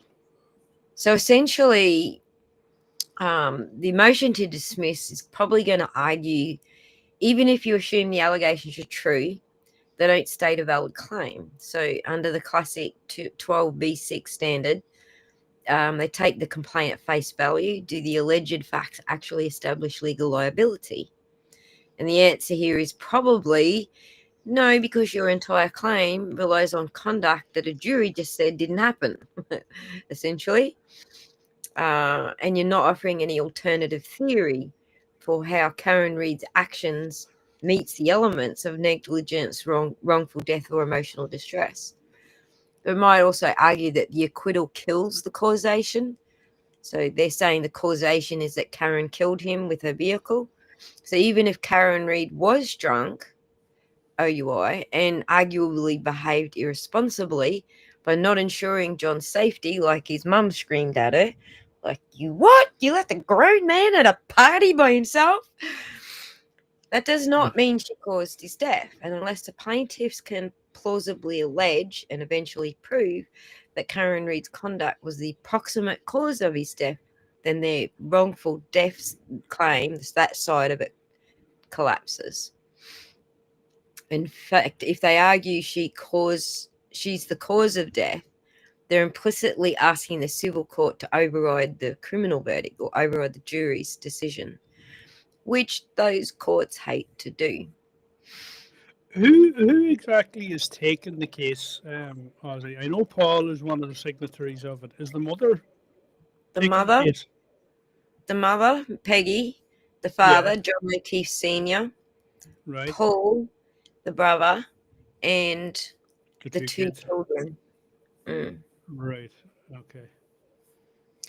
Because the way I see it playing out is I think Paul O'Keefe, he'll be the outlier. He'll be the one that'll be slow to come to the line. But I think it'll be dropped. It might go up to the day that they walk into court, but any lawyer worth their salt will be turned around and say you've got nothing here. And I don't think the O'Keefes have the money to go after on a needless case. That's just my own opinion on it.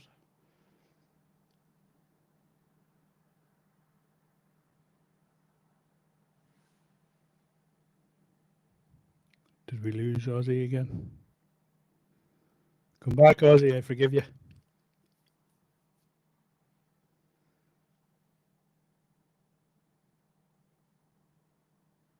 Yeah, there's also the standing issue. Whether the parents and Paul have standing. I know they have standing on behalf of the kids.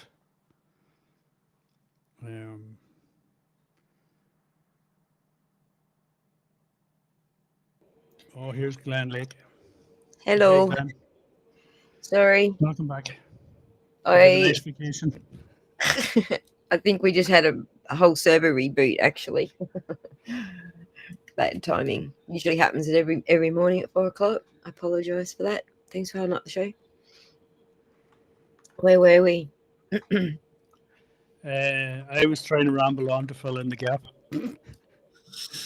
I was basically saying I think Paul and Peggy and them, the legal advice will be to drop it. They've got nothing. Now they may leave it till the day they're walking up the steps of the court, just to piss Karen off. I don't think they're getting that legal advice. I think Morrissey is one advising them, and I think that he's overstepping his boundaries because he was advising them on the basis that he could extract information through the civil case to use in the criminal case. So I think that whole thing there has put a big blemish on. Yeah, I I think you're right. I think he was probably geeing them up to take the civil case. But now that the criminal case is over and double jeopardy, Karen can't be retried for it. So the third thing that we have a little delay here. We're going to be hiccup. Sorry. Now go ahead. The third thing, before I was rudely interrupted by the reboot, that they may be arguing in the dismissal is no outrageous conduct equals no emotional distress. So they're likely claiming, negligent or intentional infliction of emotional distress based on the way she behaved, her alleged failure to seek help, her possible public interview or legal defense, the way she told the kid what was going on that morning, the trauma of the situation overall. But unless they can show extreme and outrageous conduct, like from somebody who's not panicking about their partner being missing and then finding them dead, that directly harm them, not just grief or anger, this claim won't survive. Courts are clear being upset about someone else's legal defense is not grounds for emotional damages. And the OUI conviction doesn't save them because, they can't hang their hat on the fact that Karen Reid was convicted of OUI because the OUI didn't cause the death, and there's no legal theory where driving drunk without a crash equals wrongful death. So if anything, it reinforces that she left him unharmed and drove away. So unless the plaintiffs now pivot and say, well, she didn't hit him, but she left him outside drunk in the cold, and that caused his death, they're kind of stuck because that sort of pivot still fails. If someone else moved or injured John, which is the theory that defense can probably support far better in this kind of environment than they could in the criminal context. So those are the three things that probably are going to be in the dismissal motion. Although, AJ is a lot better at this than I am. I'm just guessing here. Canton here's a woo. Hey, Glenn. You must have come in while I was rebooting. How's it going? Boston is definitely Wu-Tang Gang. It was there's obviously something going on behind the scenes with Jackson and company. And there's more to this tale that we've yet to hear. Right. I have a funny feeling they're going after the Commonwealth. What shape or how that will be is yet to be seen. But I think he made that clear in the interview with Turtle Boy. Right. I believe someone did type in one in the chat before earlier that they didn't see the interview with AJ and Turtle. So just to recap, AJ hinted there's something else in the wind. He didn't hint what it was, but we got a taste of windy things when he sent that letter through to Commissioner Cox. That arrived on his desk the same moment that he's out there going blah, blah, blah to the media. AJ's like, yeah, what we want here is, let me pull it up so that those who haven't seen it yet, who's got the best copy of that? Ted Daniels. Ted Daniel probably has the best copy of it. AJ's letter. I'm sure every man and his dog has read it. Ted, why isn't it on Ted Daniels? X.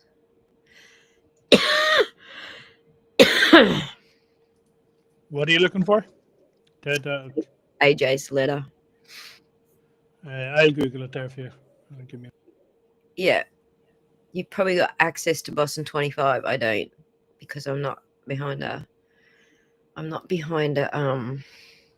No, we're blocked. We're blocked as well, but you might be able to find it. I know Dee had a copy of it, but it was really blurry, and I was told I've seen Ted Daniels post a pretty clear copy of it. Oh no, I got Meredith's blurry copy here. We can go with that. We've got it. Let's do that one. Okay. The blurry copy. He's basically saying, pursuant to the obligations established under Brady versus Maryland and Giglio versus United States, this letter serves formal notice that a member of your department, Officer Kelly Diva, must be included in the Brady database. The grounds for her mandatory inclusion in the database are outlined below. For those who don't know, each DA has to keep a database. It's not necessarily public information. So whenever you see the links for a website to Brady Giglio list, it's actually fake. It's not the real. Oh, no worries, Kerry. Kerry's got to go cook his dinner. We'll talk to you soon, Kev. All right, he's backstage now. Where was I? Yeah, so it's not public information. So whatever link people are sharing from Brady Giglio list, Brady Giglio list, it's not true. That's fake. But the in-house one is what the DAs keep for this purpose, so that they know when someone's been called up for service, or whether it's giving testimony or whatever, what the history is basically. And there's grounds for her mandatory inclusion. As you are no doubt aware, Officer Diva was a witness called by the defence in the matter of Commonwealth vs Karen Reid, a high-profile murder case that was tried for the second time in Norfolk Superior Court in April 2025. The case received extensive national and international media coverage. Officer Diva's involvement in the case stemmed from her interview with agents from the United States Federal Bureau of Investigation, during which interview Officer Diva explained to the agents in detail her observations of former Canton Police Chief Kenneth Berkowitz and Special Agent Brian Higgins of the Bureau of Alcohol, Tobacco, Firearms and Explosives in the Sallyport garage of the Canton Police Department. She described seeing both individuals enter the Sallyport garage of the Canton Police Department, where the SUV in question was located on January 29th, 2022. Officer Diva described in indelible detail that she witnessed Berkowitz and Higgy go into the Sallyport and stay there for a wildly long time, and that she thought it weird that a witness on the case, Higgins, would have access to a seminal piece of the evidence, the SUV, in the investigation. During her lengthy interview with federal agents, she articulated her observations in considerable detail, including specifics about the monitors where she was viewing at the dispatch desk. She described at length her observations of two men entering the Sallyport with the SUV. Officer Diva claimed no issues with her memory, and she was clear with the agents that she made her observations in come on now, the afternoon or early evening of January 29th.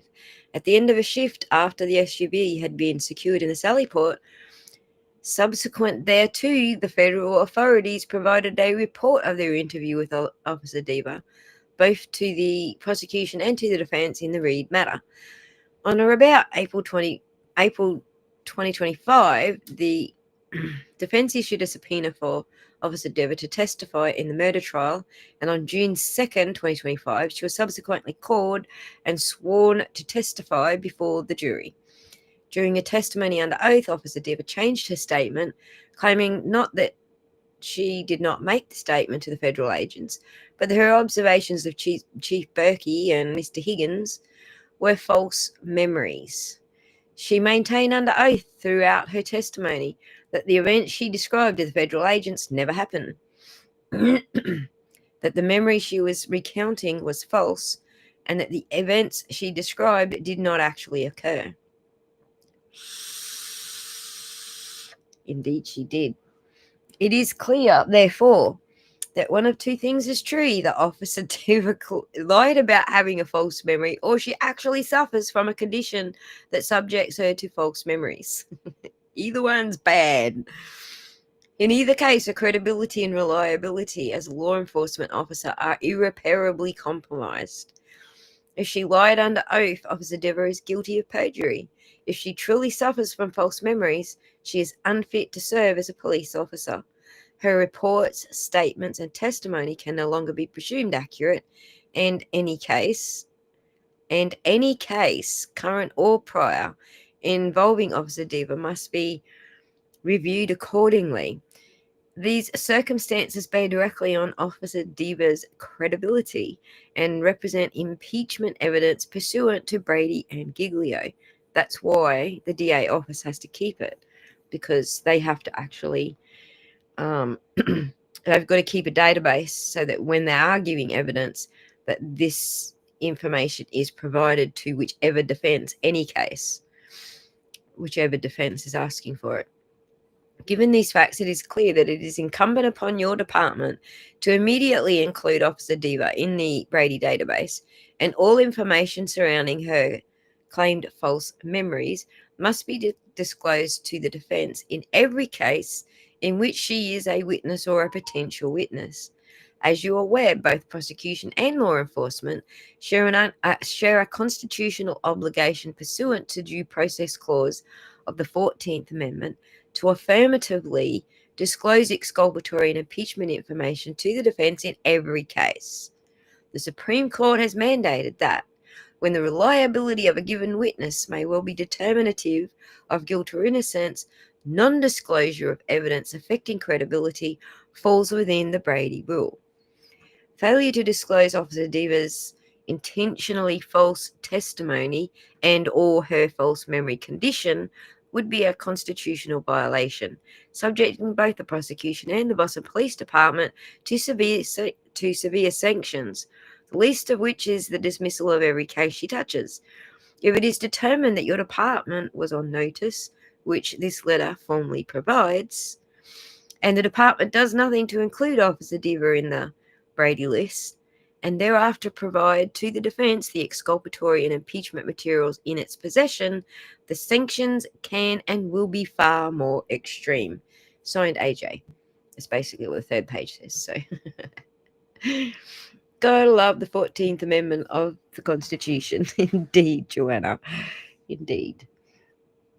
We don't have any of those protections here in Australia, so I can understand your love of them, and you should protect them at all costs. False officer, says Glen Lake. The irreparable false officer Diva. Let's not forget that the SUV was brought back to Canton in time to plant taillight evidence. Actually, that's something interesting, Montana, that I was thinking myself, is that she says basically that she was showing a different timeline. So she quit work at 3:45. She was showing a different timeline, and so it couldn't have happened. But the problem is Proctor doctored the timeline for when the SUV was brought back into Canton PD, right, into the Sallyport. It was actually an hour earlier than Proctor said. Sorry, got Doctor and Proctor all mixed up there. So she said on the stand that the SUV wasn't in the Sallyport according to the timestamps until 5:30. We know that's not true. We know that the tow truck collected it at, I think it was 2:33, and it got back to Canton PD a little before 4, which is when she said she knocked off. So, and then in 2 they kept moving the timeline, right, Joanna? But yeah, I'm not even going by what people said. I'm just going by the CCTV footage where the tow truck was actually putting Karen's vehicle onto the tow truck, and it puts it there an hour earlier than Proctor said. So, or an hour and a half earlier, I think, than Proctor said in his report. So he was already proven to be a liar about that, and that's exactly how we know. That's exactly how we know that the timestamps are wrong in a Sallyport, because we know they had to have added those afterwards, because it was supposed to be earlier that the vehicle arrived in a Sallyport, like an hour and a half earlier. He claimed 5:30. The time was actually 4:12, says Kevy. Approximately 4:12. It could have been earlier than that, but she claims she knocked off 15 minutes earlier than that. But that still puts it in the vicinity of her being there, right? Yes, the land and the colonists found was filled with these pond lakes. Once the dam is broken and drained, voila, flat. Okay, can't say that word. Rich land, fecal rich land. If the Okies learn nothing during 2 trials, they're never going to see the light. Yeah, exactly. Wasn't it 416?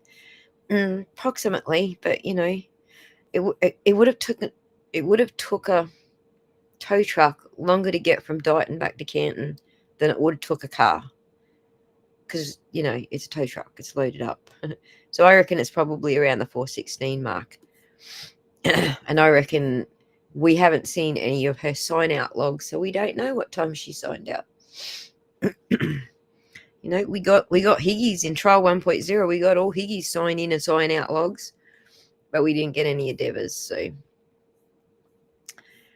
but anyway, that's what AJ sent, which was, I guess what he was hinting at on the fecal. Well, that's all I could think of to say, Glenn. The fecal rich land. That's what AJ was hinting at, and I don't think it's just that alone. I think there is actually a 1983 Monel follow-up. I think that's coming as a follow-up. We talked about that in my last live stream, if you want to know what that's all about.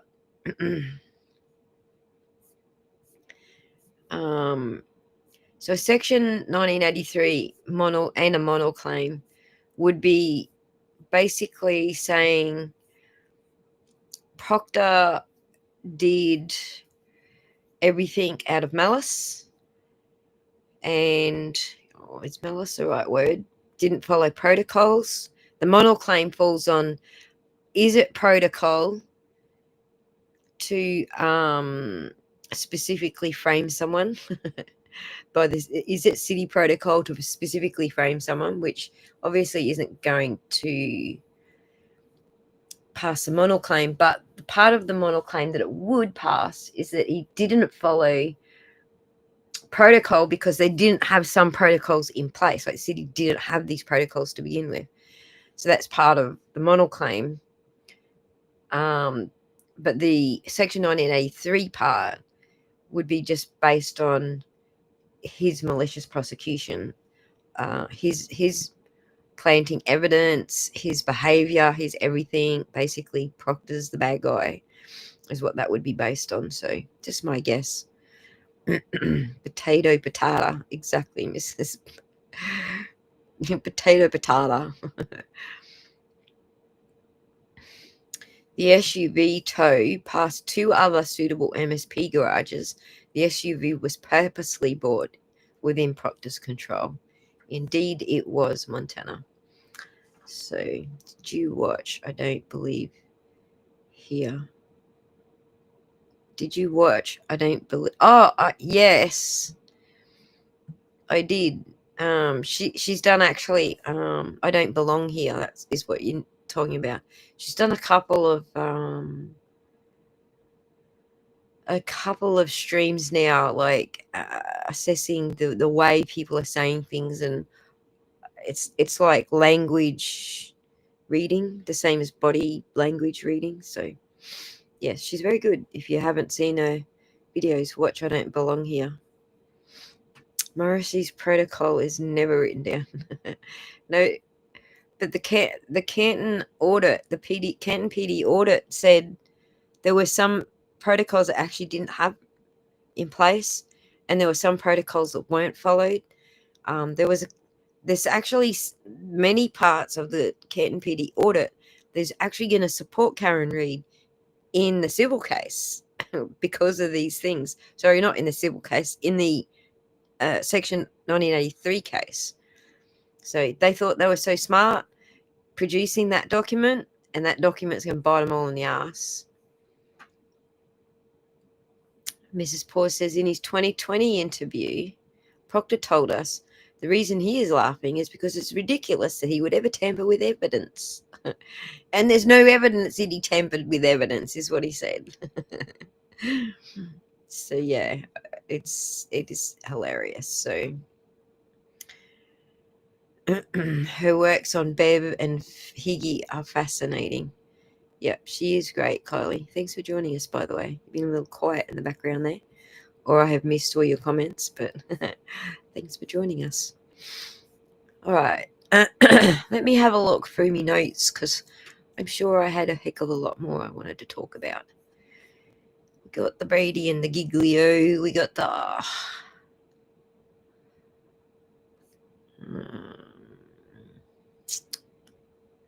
What happens if Cox ignores Jackson's letter? If Commissioner Cox ignores Jackson's letter, then it becomes Exhibit A in a federal civil rights claim, a motion to dismiss in future prosecutions involving Diva, and a judicial inquiry into Brady Giglio compliance, essentially. So if a prosecutor later fails to disclose Diva's misconduct to a defendant in another case, then that conviction could be overturned as well. So those are the consequences if Cox ignores it.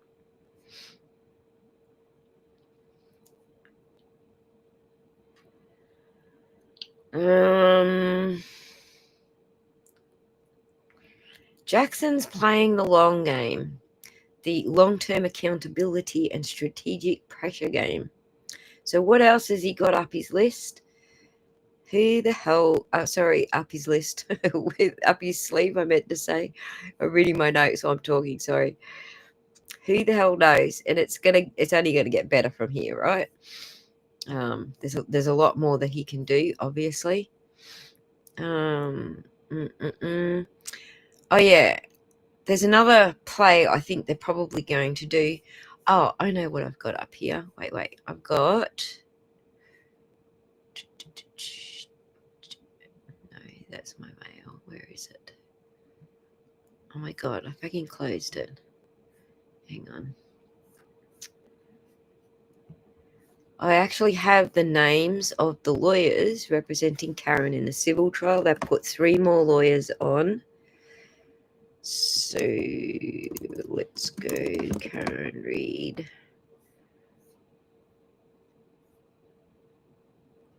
Beefs up the defense team in her wrongful. This one here.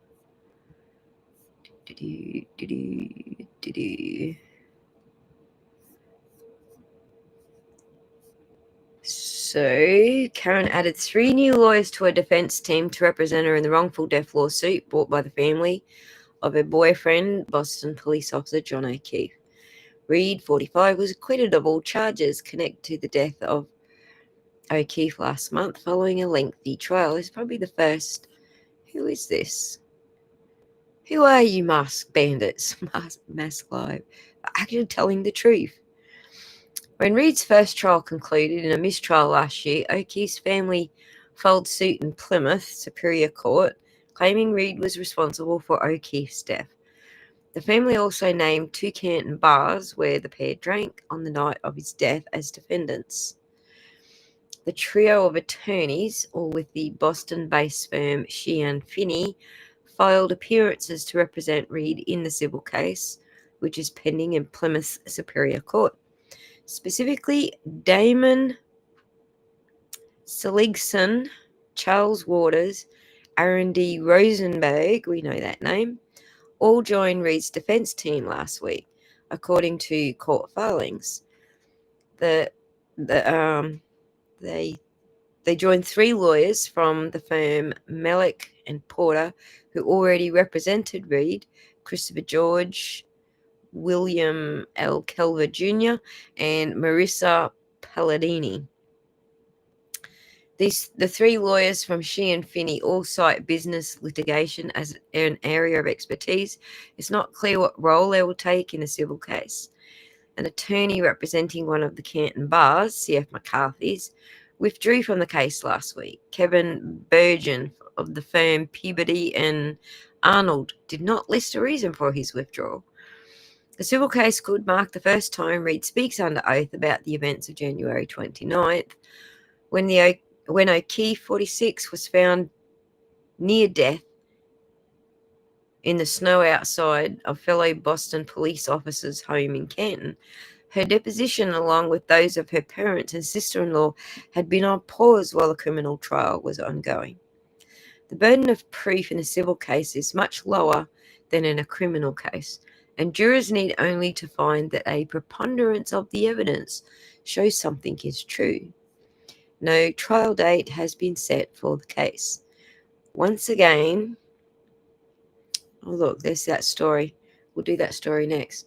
Once again, I'm going to say that the preponderance of the evidence of the defense in this case is probably going to speak a lot louder than theirs. So,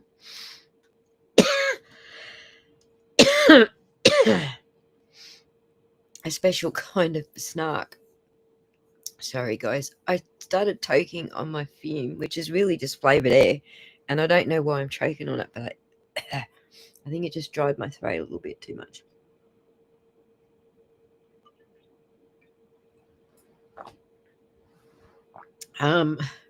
Diva doesn't realise yet that her career is basically over. She now has a choice to turn witness against the MSP.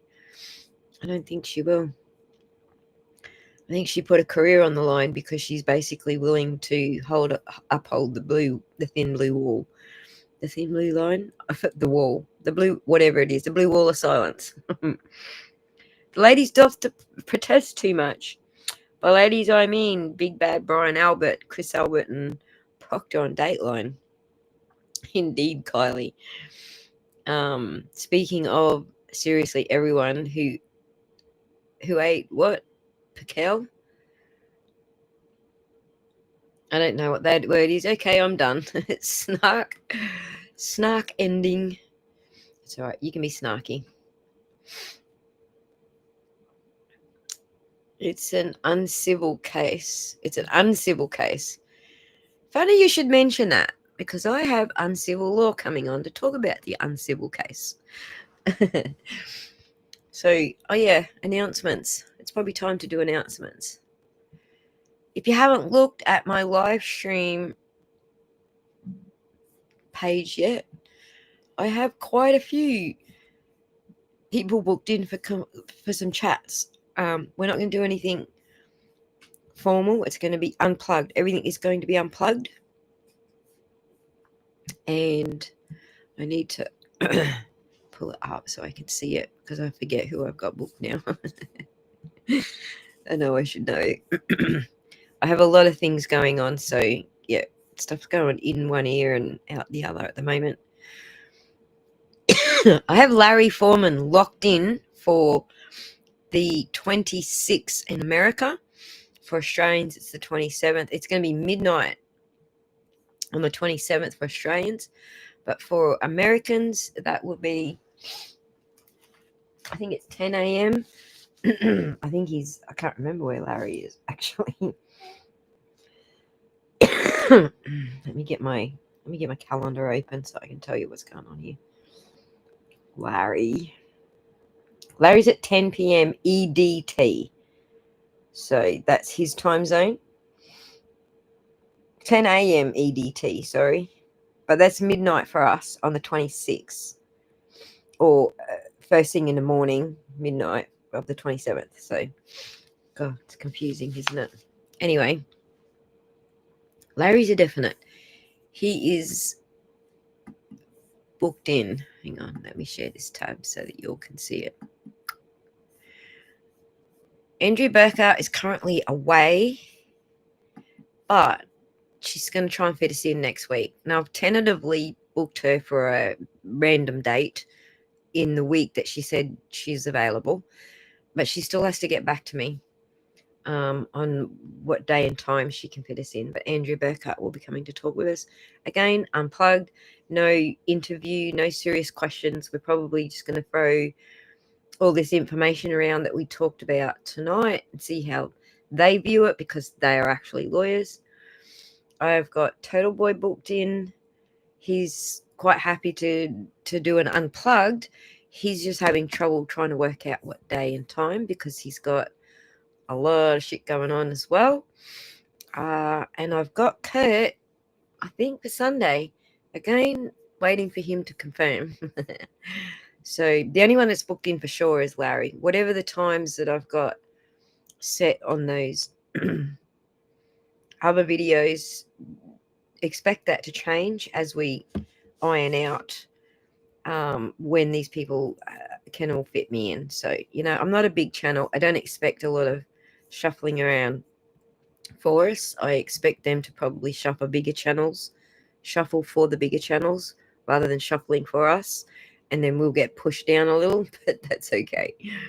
As long as we've got their confirmation and they're coming, I'm happy with that. So those are the ones we've got confirmed. I have the feelers out for pretty much all of the lawyers who appeared in any of the mashups. And I'm sure if you go back and you count them all, there's quite a few of them. So it's a big thing to manage, to try and get them all on board and reach out to them all and then nail them down to a time and whatever. So it's big. And I believe some of the bigger ones are away on holidays. I know Pete's away on holidays. I don't even know if he will consider our channel because we're so small. I know he's away on holidays in Greece somewhere. So, but I have reached out to him. I've reached out to Melanie Little. I reached out to, oh my God, I can't even count who all of the people are because I had so many lawyers. There's about 20 lawyers all up. And I've reached out to, at least half of them at this point. So, you'll be changing to night shift when Larry's on. Yay. So, hey, like my bits is in the house. I just missed what you just said. I was yakking with the others. Gotcha. Cox tried to infer the conversation wasn't related to Reed, but the question on the stand specifically said, in relation to this matter. So I think it's general encouragement isn't going to fly. Yeah, I think he's full of shit. We all think he's full of shit. Andrea has a tropical getaway in Mexico or somewhere, doesn't she? She knows where to hide when things get rough over here. Yes, she does. And that's where she is. Everyone's on vacay right now. And I mean, of course, I held everything off for a couple of weeks because I knew everyone was going to be in demand. Like the hot demand was going to happen in that first couple of weeks. Bam, bam, bam, bam. Everybody, one after the other. So I held off reaching out to anyone. So they had all done their rounds. But then I realized, oh, shit, it's summer and you're all going to go on summer holidays now. So.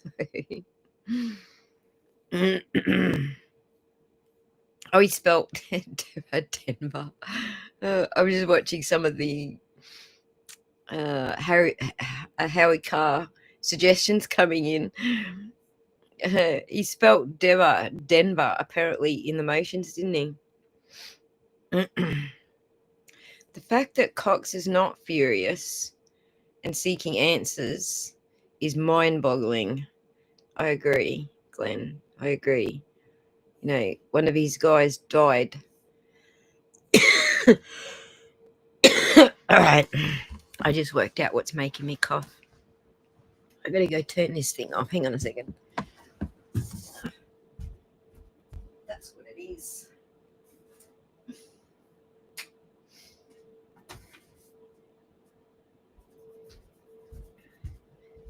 Sorry about that. I have this, I don't know, it's what do you call it? It's a misty thing on a battery, and it like sprays a bit of mist in the air to make the house smell nice. It's actually making me cough. I think it's spraying too much right now and smoking me out. Damn thing. All right. What was my next announcement? Oh my God, we got so many mashups to catch up on, which, you know, I was keen to do that anyway, like to hold it off a bit so we had some fun to look at after the trial was over. So Miss Mandy Reacts, how's it going? How's it going, girlfriend? A humidifier? No, it's not quite a humidifier. It's just a mister. Just sprays mist in the air every 30 seconds or something. But anyway, we got a heap of mashups to catch up with. I even forget who we're up to. We just finished the two most important parts of Jen McCabe's testimony and how the lawyers reacted to that. So I think we're up to Whiffen and Hyde. Sure. Do you want to come up? Let me send you a link.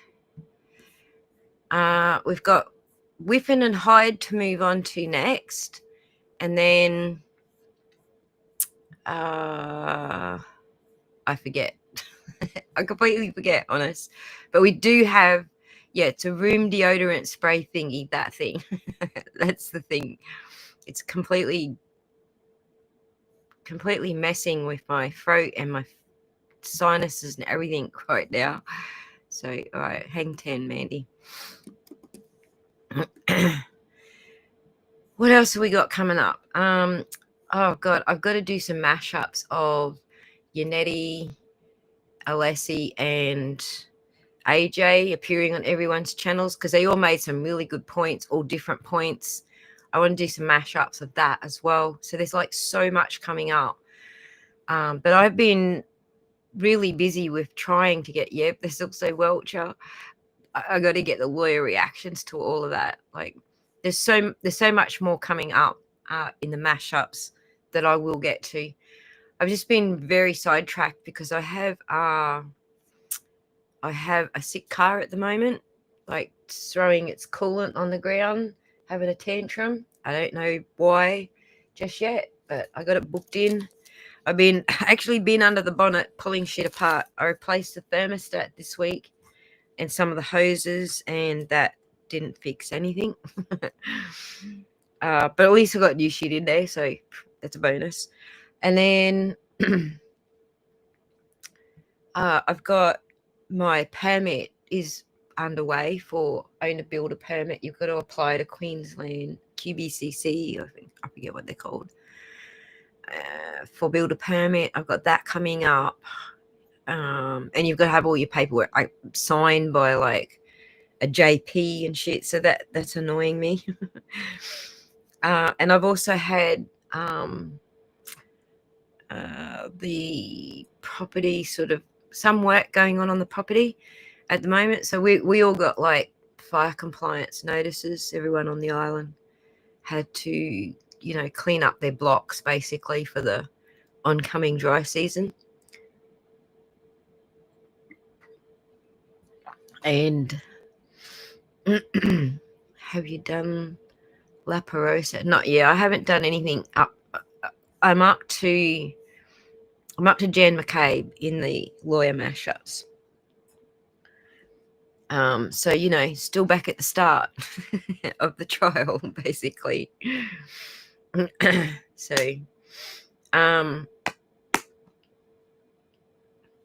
so I really haven't had time to do any mashups because I've just been so busy with everything. Let me show you this little video, which is like a little update on my block.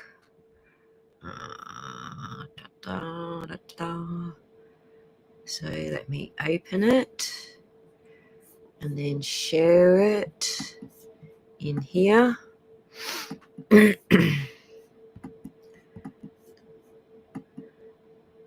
Here we go. I might turn the sound down because it's just the sound of that thing. But anyway, this is where we're at with my block. It's looking way heaps better.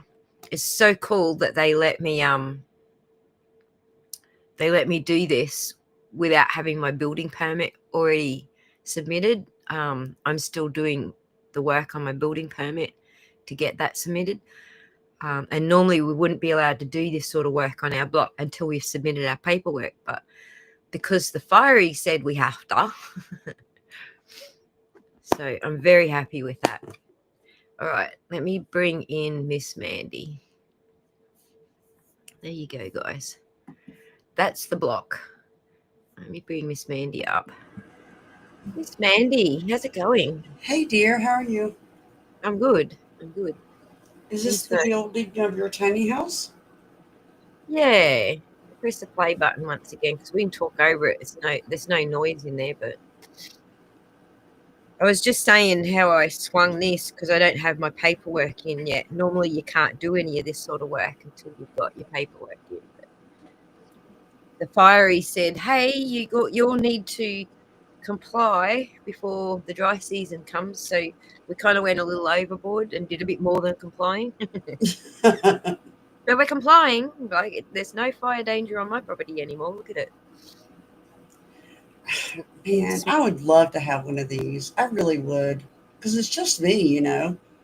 And A so block away. I would love to have a tiny house. I'm super jealous.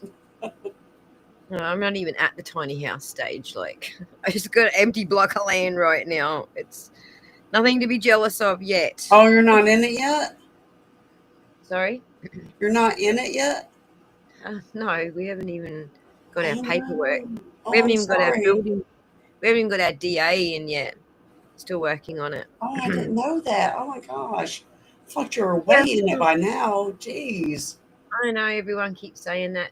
Last year, I was expecting to be in there by court this year, but everything on the islands goes freaking slow. Everything, because if you're hiring people off the mainland, they've got to actually book onto the ferry to get over to the islands. If you're hiring people on the islands, it's island time.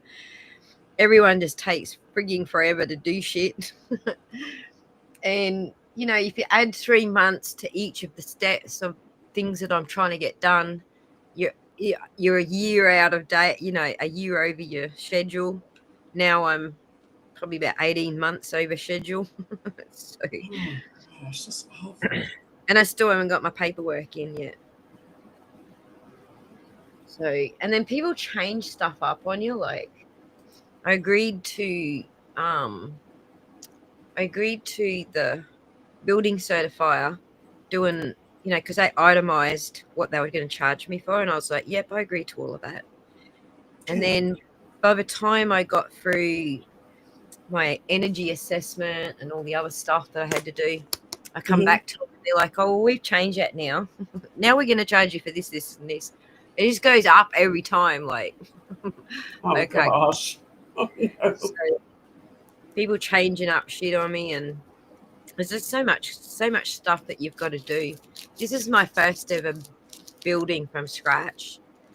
Yeah, when I married this sorry son of a bitch that I'm divorcing right now, pardon my language, we bought the land and built on it, and we built a modular on it. We put a modular on it, and it was down in a ditch, literally in a ditch, but it was on 6 acres land. So I was like, well, 6 acres land, and we got it for $15,000, which is super freaking cheap. Wow, that's so cheap. Yeah, no kidding, right? It's so cheap. And I was like, oh, okay, yeah, we'll take it. Oh my God. Then I found out later why it was so cheap, because the little girl got hit on her bicycle like 10 years ago on that land. Dang. Yeah, but I didn't know that until like last year, and we had already been living here for 10 years. And now we're getting divorced, so it doesn't even matter at this point because we're going to sell it. But well, I had no idea what was involved in doing a build from from scratch like this. This is before they cleared it, by the way. This is what Hey. the fire went, yep, that's a danger. Yeah. That's how I bought it. Like, It looks so much better now. Wow. Even though they're not done, it looks better. right.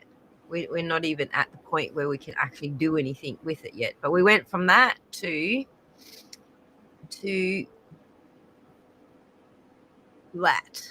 Let's look in the It's opposite like you're way. snapping your fingers. Blah. Right, we were standing there taking a photo this way.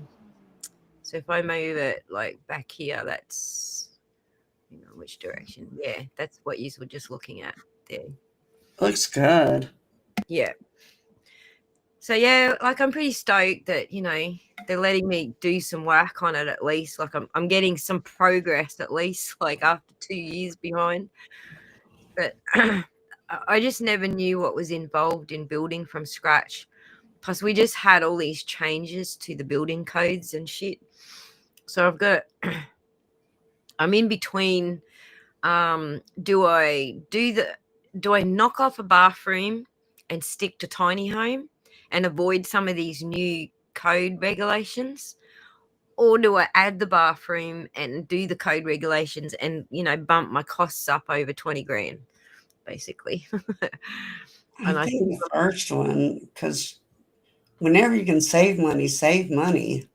Mm, And time, sounds like. right. I'm losing my voice. I'm sorry. Save money and time. Don't you Yeah. think? Right. It's way cheaper. I can get it done quicker. I'm going to have to, like, there's less bullshit that I've got to do to the place to bring it up to these new codes. But it also limits what the property is and stuff. Although I can change that later, I guess. But what I've done is I've done all my design and all of my floor plans and my architectural plans based on the new codes. And then I went, I can't afford that. So Your now I'm in the process. property is beautiful. It is lovely, isn't it? Yeah. I'm now in the process of paring it all back, knocking off the bathroom, bringing it back under into the tiny home. I think it's 55 square meters is the Queensland size for tiny home. Square meters, like speak American to me. What is, let me look it up. I'm just kidding. I'll Google it. What does square meters mean? I don't know. 55 square meters, 2 feet. Let's go with that. It is 592 square feet. Oh, okay. That's a lot.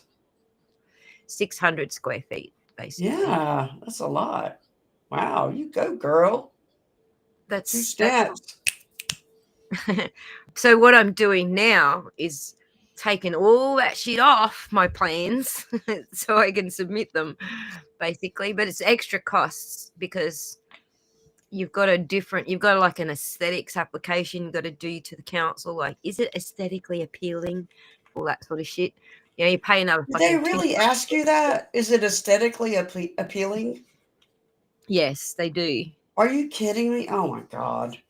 It's got to fit in with my neighbors' houses. Go look like it's got to fit. Well, we'll see.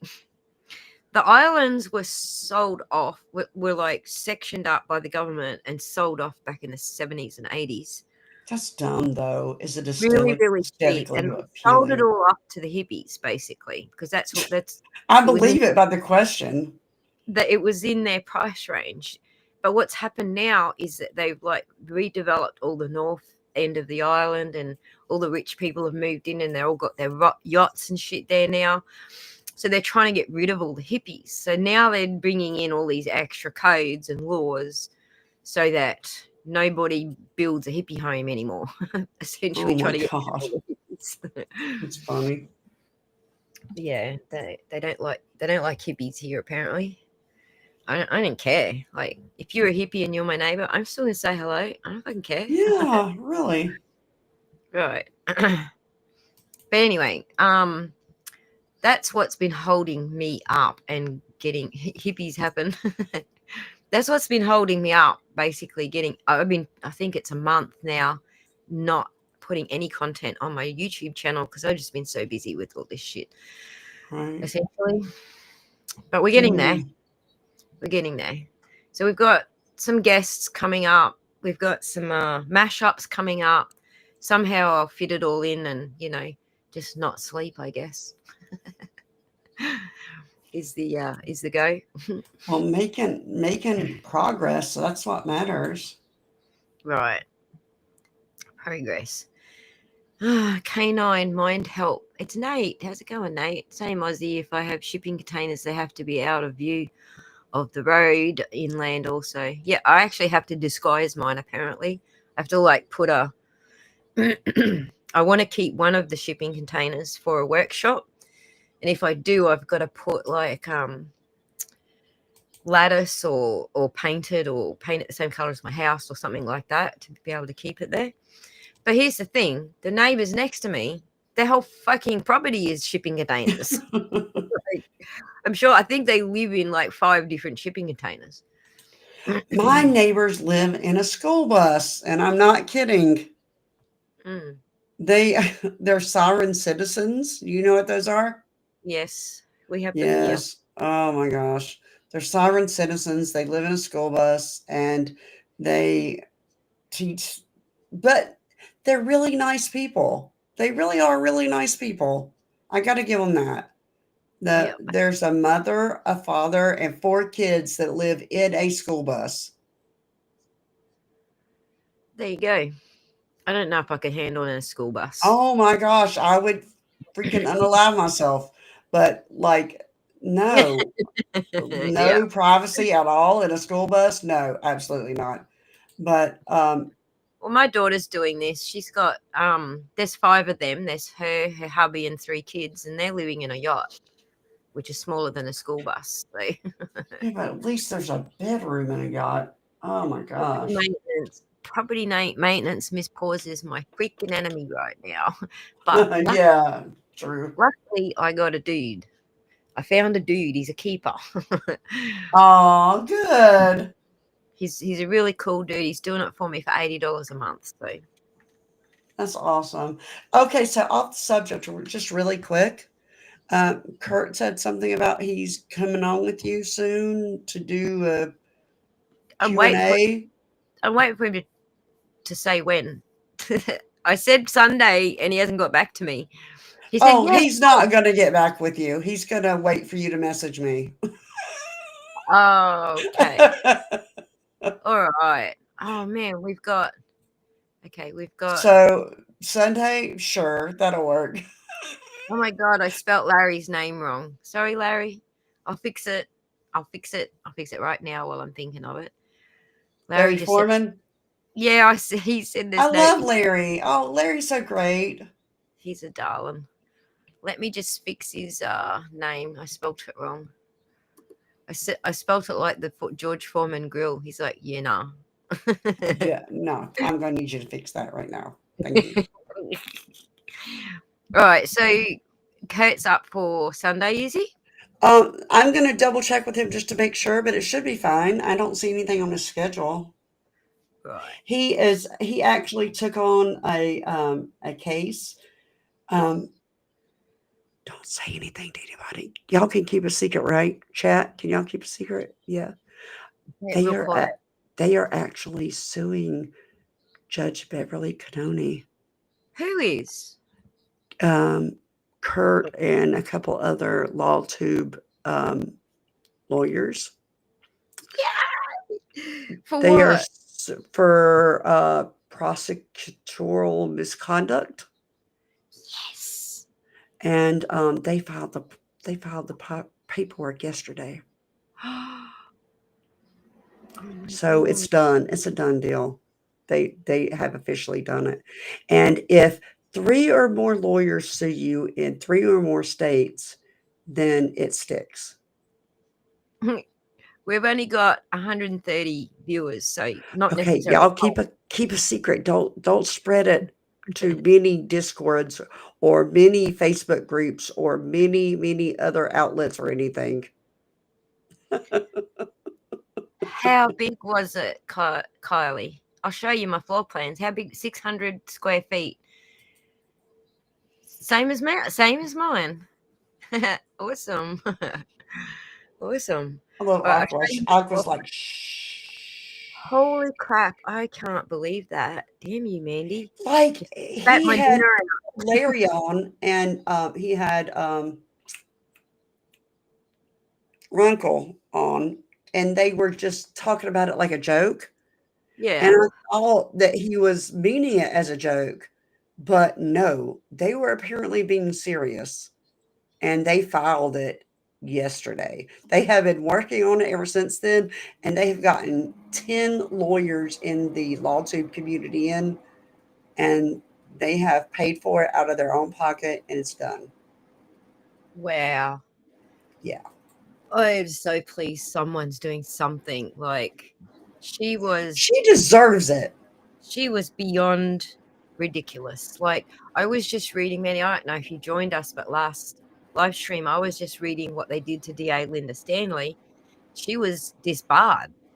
She was completely removed and disbarred. No kidding. And I was like, why is Morrissey still there after this? Why is he still there? And Did you it's, see what the police chief said about Diva? Mhm. I don't believe him. I think he's a freaking liar. We just went through that. That's what the last 2 Oh, hours. sorry. That's all right. But yes, we agree. I just got my notification. You know how YouTube is. But yeah, Oh, God. I think he's a liar. Yeah. And I don't like Diva. Don't get me wrong. I don't love her. But I think he is a liar. Yeah. Wow. People need to be held accountable for their bullshit. Joanna, Absolutely. you're local to it, and I completely agree with you. And the only people that can do it, the only people that can do it with Bev are the ones that are doing it. You guys don't get a say with Bev. Yeah. But with the AG and the stuff with Brennan, you guys get a say in that shit. You can do that shit. So Yeah.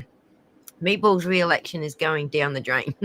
Yay. He can kiss it. I love that.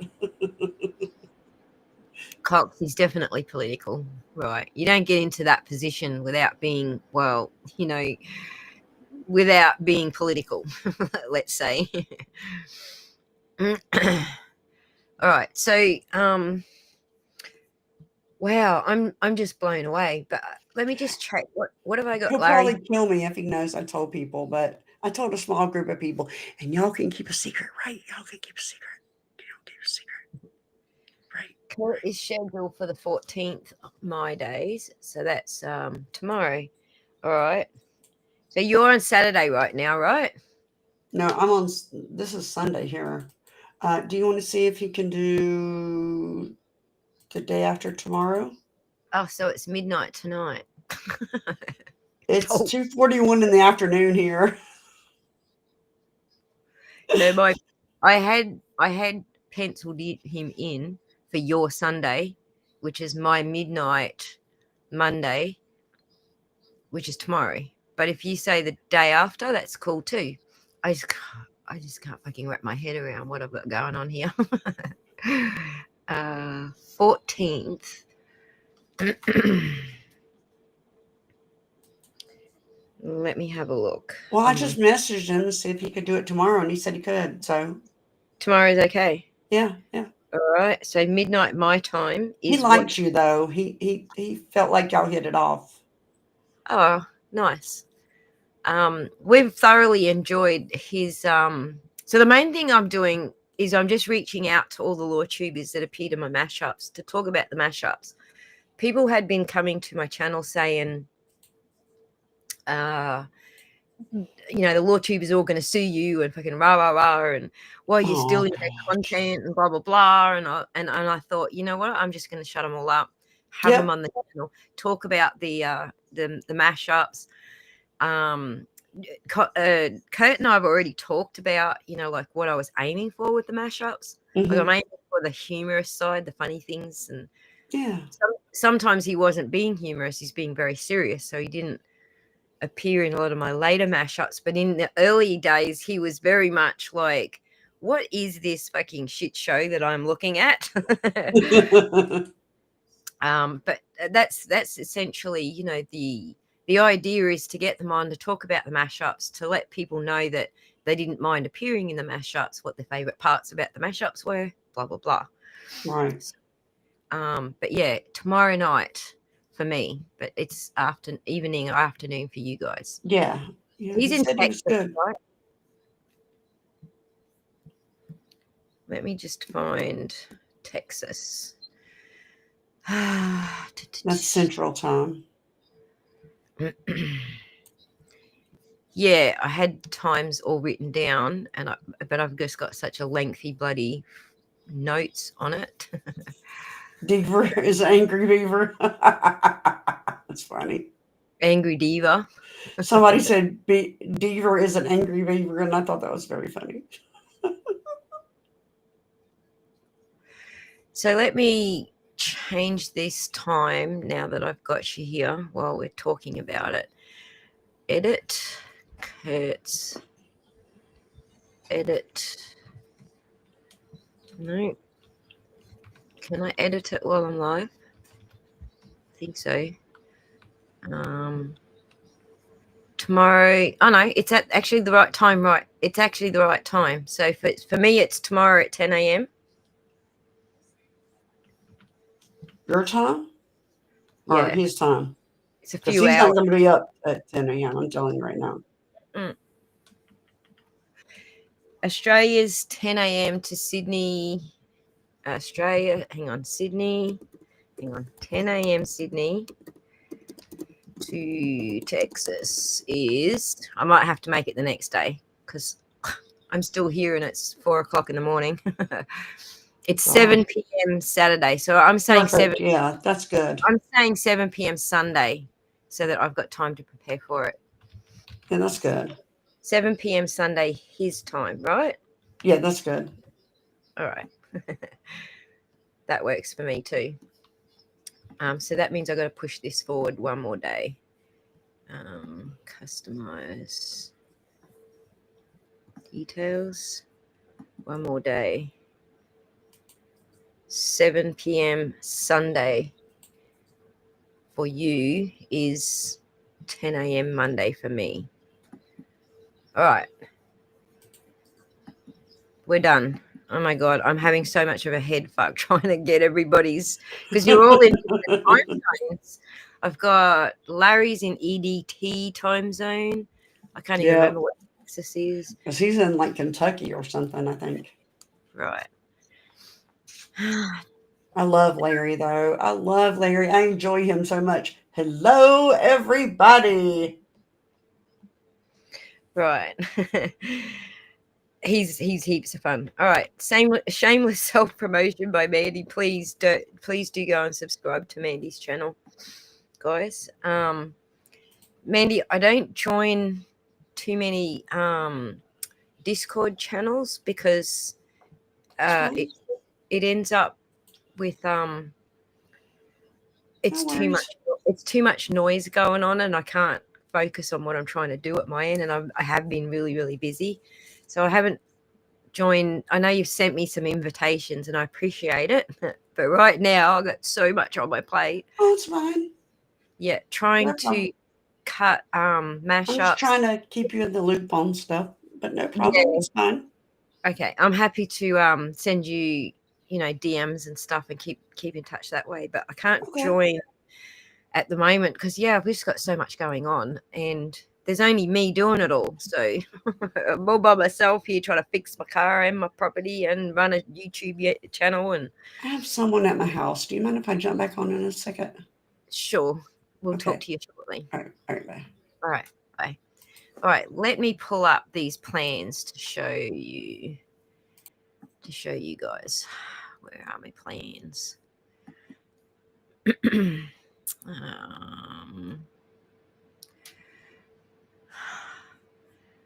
Give me one sec. I've got them all here.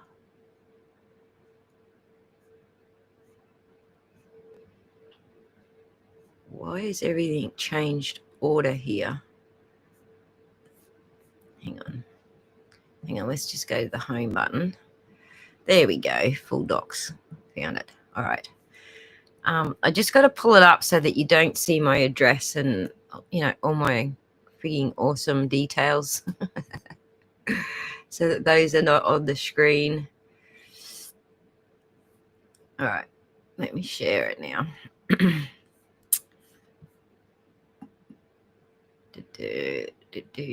Replace your screen sharing with this.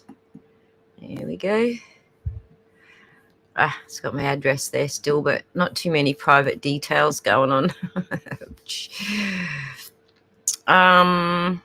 Yeah, so that's what my building looks like, basically. Well, there's a 3D rendition of it. So it's like a U shape, basically, with a closed-in deck area. But what I'll probably do eventually is turn that deck area. I'll move that wall out here so that that is actually inside as well, and then move the deck area out here a little further into that space there. So right now it's half of the length of that. So I'll just move that out and then close the rest of it just to make it a little bit bigger. But I don't want to do that just yet. Right now I just need the floor space to be... Oh, I'm not even showing you. Hang on. Wait a minute. Sorry. Oh, there you go. There you go. I want to talk tiny house for hours. Like, seriously. Yes, thank you, Kev. I forgot to put it on the screen. I thought I was on the share screen tab, but apparently I wasn't. But anyway, so yeah. So there's the deck. It's like halfway between here and here. So eventually I'm going to close that in so it makes the kitchen area like have a dining area as well. Because we're happy to have outdoor dining for the time being. I just need it to be under 55 square meters for the tiny home shit to kick in. I'll show you all the shit that I got to do if it's not tiny home, because that's on this plan, which I'm currently editing. But I'll close that in and then move that deck out so that it's level with the front here. After I have finished, after I've got my you're allowed to move in permission, I'll do that after. So garden belt. I don't even want a garden. I would just concrete the whole fucking lot if I had my choice. But yeah, so yeah, there's the too much information. There's the drawing of the building and the size of the block and all the classifications and all the fucking bullshit that you got to have with your plans. So there's my layout. So my block is actually really, really tiny. It's so a normal house block in Australia is about 800 square meters, and my block is like 500 square meters. And then my home is 55 square meters. So, but that's the shape of it there with the deck in the middle, basically. And then I'll keep the shipping container that I got there at the moment. I'll put that out the back here. So I've got a little workshop to do my little crafty stuff in, because I'm actually always doing crafty shit. Need my own space for the crafty shit. And I make a big mess too. I need to be able to just make a big mess and shut the doors on it till I finish that project, essentially. But all this area, like this whole back area here for 8 meters there, 8 meters that way, is all septic bed, basically. It's all for the septic system. So like 1/3 of my block has to go towards septic. And then if I knock one of these bathrooms off, and if we go to the bathroom plan, if I knock off, I got a bathroom, an ensuite for that room, and a bathroom here. If I knock that bathroom off there and just have that as undercover storage area with access to the outside, it brings me under 55 square meters of livable space. That puts me into tiny home, and that means that all this concrete and fucking shit and this ramp and this deck area and railing, all that fucking shit, if I just if I take you there, that's all my footings and roof and shit, electricals.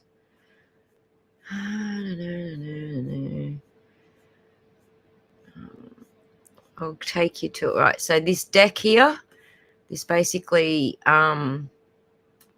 2, 4, 6, it's like, I think it's like 9 meters of deck or something.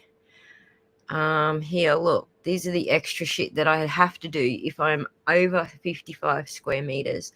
I've got to stick reinforcing in the walls so that anyone who wants to put a handrail in there, if they're disabled and they want a handrail, I've got to put that into a shower. I've got to have 820 doorways. I've got to have a 1,200 square entryway with a ramp with no more than 1 to 4, I think it is, slope for wheelchair access, and then that wheelchair access has to come from a designated parking area, and none of that can be more than the same slope. I think it's 1 to 4. The bathroom has to be able to be all the same level. My shower can have no step. It's got to be all flat. A wheelchair has to be able to turn around between the front of the toilet and the shower. This is fucking shit that they added to, it's called the NCC Volume 2. It's called livable housing, and it's to prepare for people who have, I got comments up here. So livable housing is for people who have disabilities. So it's like future looking for people who have disabilities or elderly people or whatever, so they can add all this, so that if they want to add rails later, the reinforcing is already in the wall. They don't have to take any sheeting off the wall to put the reinforcing in the wall, and they can already get in there, have access with a wheelchair, all that sort of shit. So these extra costs are probably about $20,000 to $25,000 on top of what I was trying to just build as a tiny home. And the costs are just so excessive, I can't do it. It's out of my price range. I just can't do it. So I'm doing what's called what is it called now? It's called I'll think of the name of it. It addresses the NCC Volume 2 requirements, but it basically says this is excessive. It's a tiny home. Someone in a wheelchair is never going to say, yes, a tiny home's perfect for me. And most of them have a loft that you sleep in, right? So most people are not going to say, yeah, a tiny home's suitable for me in a wheelchair. Or I'm aging and I'm going to go live on this island where I've got to climb onto a ferry and get shipped across on a ferry and then get transport from the ferry to my house. It's just not doable for somebody who's disabled. There are more facilities coming along that are better for people with disabilities on the islands. It's just Russell Island's not it. And it's really for a single couple, able-bodied couple. Also with the septic system, you can't have a normal sewer system, so you've got to upkeep your septic system. You've got to upkeep your land. It's for able-bodied people. It's not necessarily suitable for people who are disabled, so they don't apply to me. And I'm asking for exemptions for all of this stuff. So if you can prove that your home's too small, it's too much cost, it's inconvenient, it doesn't suit the build, sometimes you can get those exemptions. So that's what I'm trying to do with trying to get exemptions right now. I'm revisiting all of my floor plans to knock that extra bathroom off, brings me under the 55 square meters, and it rules out all of this shit. And then I can also ask for exemptions on top of that and stick to the tiny home build. So it's a fucking headache right now. All right. Thanks, Kev. Kevy's got visitors, so he's clocking out as well. So there you go, Kylie. That's my floor plans basically, and it's all these plans I've done myself. These are architectural plans that I'm doing myself. So now that's brought in some extra complexity because some building certifiers won't accept plans done by owner builder, and some will, but there's not really any like Queensland regulations that say you can't submit your own plans, but they prefer that you do that. But I don't know about tiny homes. They're kind of a different category again. So we might be looking at, I might have to spend, a couple of grand paying someone to sign off my plans. So so that's my plans, girlfriend. Yeah, different ways that all the shit I've got to put in the walls, all the extra shit, I've got to frame everything out a certain way because of the type of design it is. There's a lot. Plus I got a roof on mine, I got a A-frame roof on mine, which a lot of these tiny homes don't have. So there's another headache. Because I'm one frame short, I've actually got to go and get someone to build me an extra frame. And so essentially what it is these are like office containers. They're not shipping containers, they're office containers. So the same size as a shipping container, and all the corners and the edges of them are the same as a shipping container. But the walls are not steel. Well, they're sheet steel with fiberglass. Glass wool in them, basically. So they're like fridge trucks, refrigerated vehicles. It's like that, but they're containers, and they generally usually make them into offices, or granny flats. They're often sold as granny flats around here. So, but yeah. So that's my build essentially. It's 1, 2, 3, 4 shipping containers or office containers. But normally these, they don't have a 50-year lifespan as a granny flat in the backyard. So it's a secondary dwelling if you're doing it as a granny flat. Whereas I want to live in mine, it's the primary dwelling. So it's got to have a 50-year lifespan. So I've got to frame all of these out on the interior with steel framing.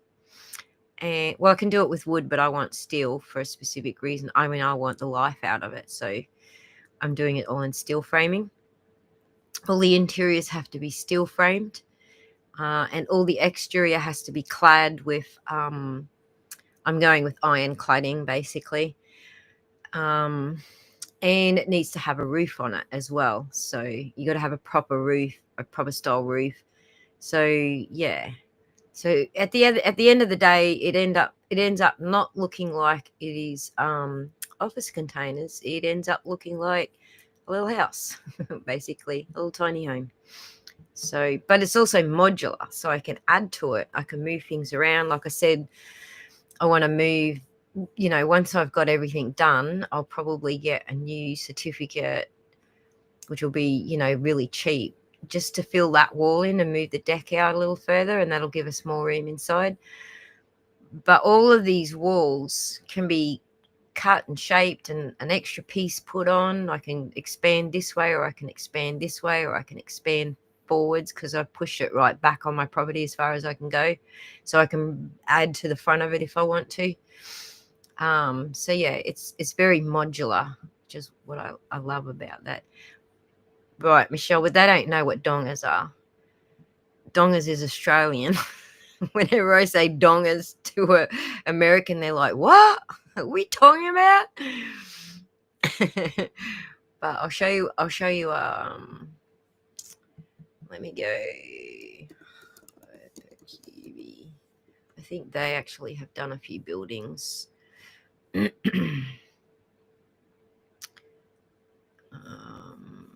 have a look. These guys have done a couple of buildings that are in that range. So like, let me do a share screen.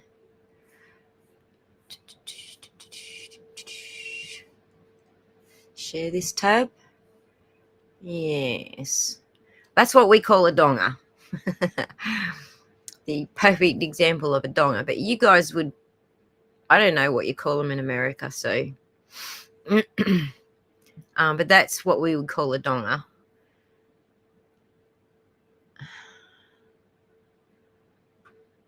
All right, I'll send you an email, Nate. Playing poker with the council. That's exactly what I'm trying to do. Right, the regulations are changing now, and I believe that it's going to change in America too, because the regulations that we are now implementing here in Australia, they were put forward at the United Nations.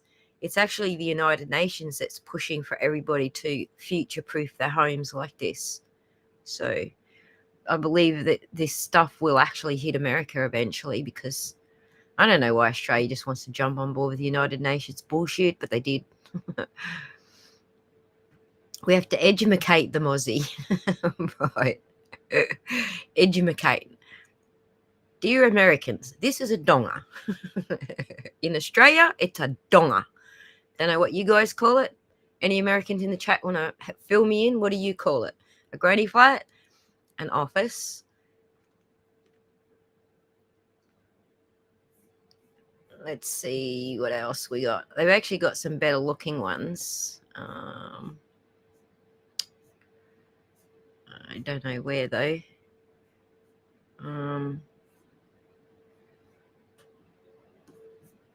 That sort of shows you what the frame is like. Let's see if I can get that bigger. Yeah, that kind of shows you like the frame. So that's just steel framing, and then in between here and here, your walls are like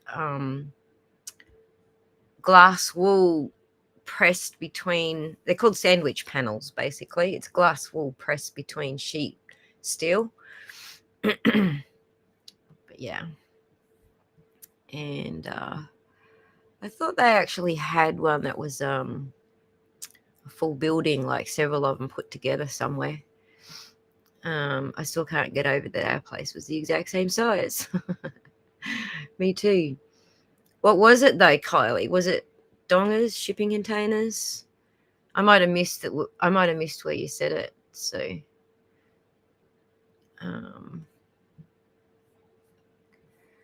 there wasn't a lot of regulation for us, so we had to figure a lot of it out on our own. We were essentially living on family property that was big enough to have us as neighbours. Right. Here's the thing. There's a lot of regulation, but you still got to figure it out on your own. It's like written in French. Like, I'm probably insulting the French by saying that, but it's written in a language that it's very hard to understand.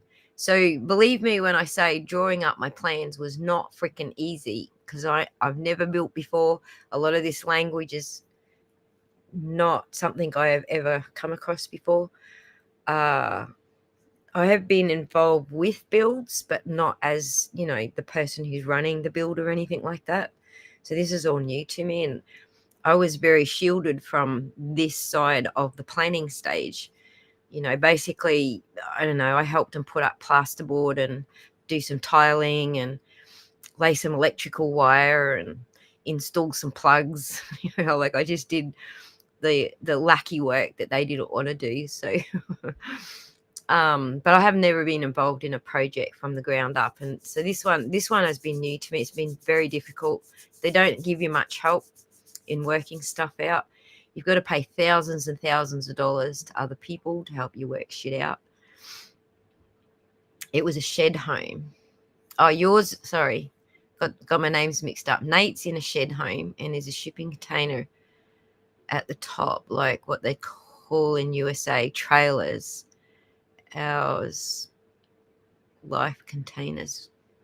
Nice. Good stuff. I love it that people are thinking outside the box, but unfortunately the council doesn't love us for thinking outside the box, and that's half the issue. They don't want people thinking outside the box. They need cookie cutter houses. They need everything to be cookie cutter, so it all looks the same. Little boxes, just like that.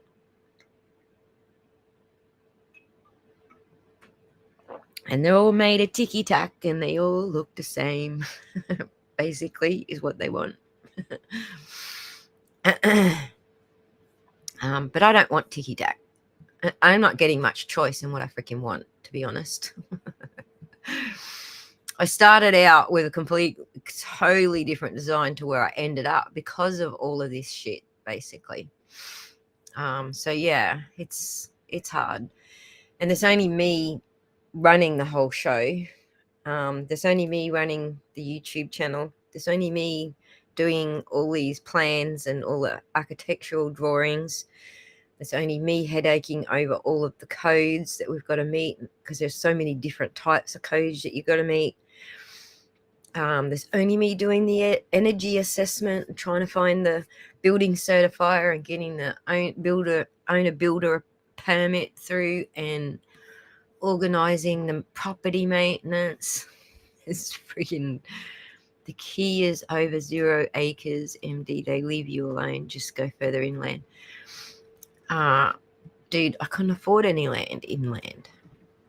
Go on, just Google how much property is worth on Russell Island, and you'll see why I bought on Russell Island. If I bought anything on the mainland, I couldn't even afford the corner of the fucking block, let alone the whole building.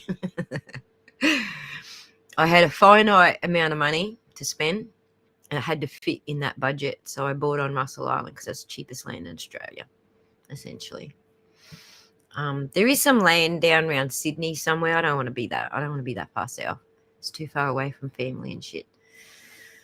So the good thing about Russell Island is it's right next to my grandma, and she just turned 90 the other day. She's recovering from a stroke. So, we're getting to that point where I want to be close. I want to be around family. Grandma's limited with how many years she's got left. Cousins live there. Pretty much all my mum's family, I think, live in Brisbane. So I really like it. I like to be around. I didn't when I was younger. I preferred not to be around family while I was younger. You go through that stage, you just want to go wing it on your own. So, but yeah, I like to be around family. Anyway, that's enough. I have told you all what I'm doing with upcoming shows. I've done my announcements. Pretty much done it all now. We're done. 3 hours. 3-hour live stream.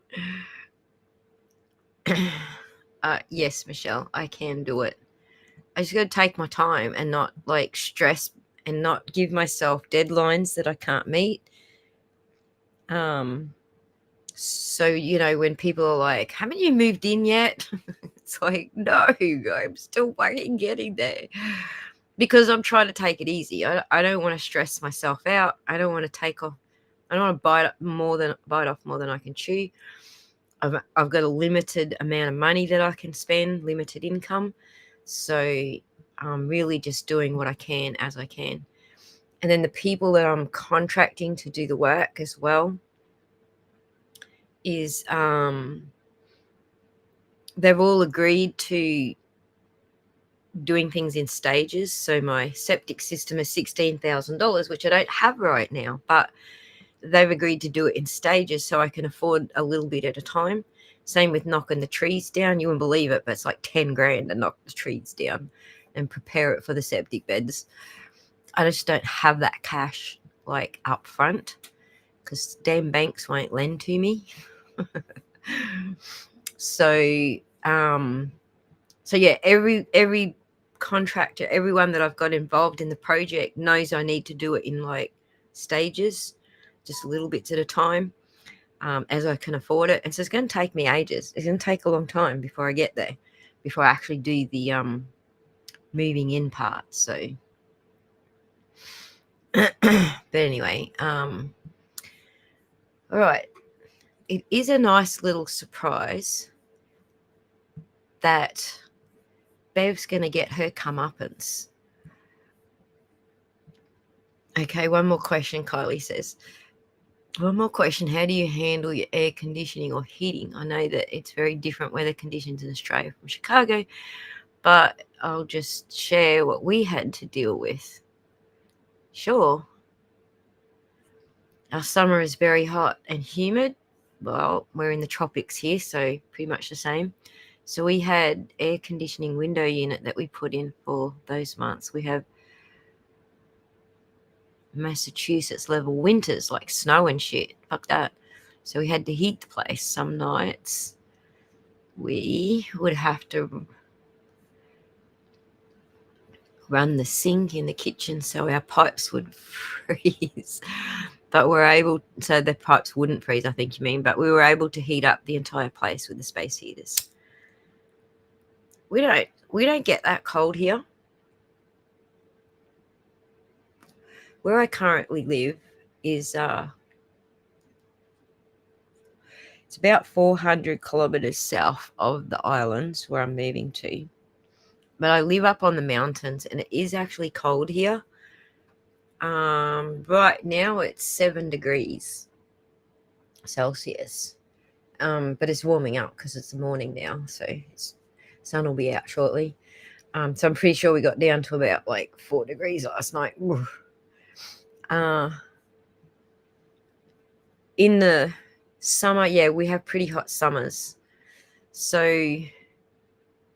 I don't specifically need air conditioning, although I would like to have air conditioning. At this point, they're trying to tell me if you don't get air conditioning, you're not going to meet your 6-star energy rating. Like, how the fuck does that work? If I spend more money burning electricity running an air conditioner, you'll give me more stars than if I just ran fans. I don't know how that fucking works, but apparently that's how it works. So they're actually going to force me to get an air conditioner. So I haven't decided what sort of air conditioner I'm going to do yet. At night, it doesn't actually get cold here in the winter. We don't have snow in Queensland. Yeah, snow is great to visit, but great to leave as well. I agree, Nate. Then there's insulation in the floors. Like the floors where I am now, when we get down to these 3 and 4 degree nights, the floors are fucking freezing. The whole reason that my space heater doesn't do a very good job is because the floors are so fucking cold. But then I go to the energy assessor and she's like, you know what? You'll get more stars on your rating if you remove the floor insulation. I'm like, wait, what? So even that doesn't make sense to me. I get it. It's cooler in summer if you don't have the insulated floors, although I believe it wouldn't actually be that. But anyway, they're saying that you got more circulation underneath the house because I'm on piles. I'm not on a slab. That you'd have more circulation under the house, therefore it would be cooler in summer. But that makes it fucking cold in winter. And the hardest part is heating your house. It's not actually cooling your house in the tropical climates. So I don't know. I don't get how you get more stars for doing shit like this, but that's basically what they're advising me. So I had a solicitor almost convince me that I needed to switch over my electric bill to solar power because that is becoming law now. That's pretty much it, Kylie. See, that's what they said to me. If you don't install a solar system, any solar system at all, whether it be for the hot water or just solar itself, then that's going to bump your 6 stars down, apparently. But I'll get more stars if I have an air conditioner. Work that shit out. Doesn't make any fucking sense to me. Anyway, you're right. I know, exactly. Who doesn't want to be making the money off the power bill? Like, seriously. But I think they think that there's a whole scam that goes with the solar power when you're punching your power back into the system. There's a whole scam going on with that. I don't know if it is the same thing going on in America, but it's certainly going on here in Australia. I won't be doing that. I will be solo with my solar system. It'll be completely independent. I won't be putting electricity back in the grid. And you know what I found out? That when you connect to the grid and the power goes down, it shuts your solar off anyway. So what is the point? I want the solar so that when the power goes out, I've still got fucking power. That's what you have solar for, isn't it? Michelle, does your solar power get shut down if the power grid goes down? I got friends down the road here who have had their solar system. They've got their entire freaking 4-bay shed garage, a 4-bay shed, completely covered in solar, and they still haven't got their electricity down to zero yet. So, I don't know. I'm hearing different stories from different people.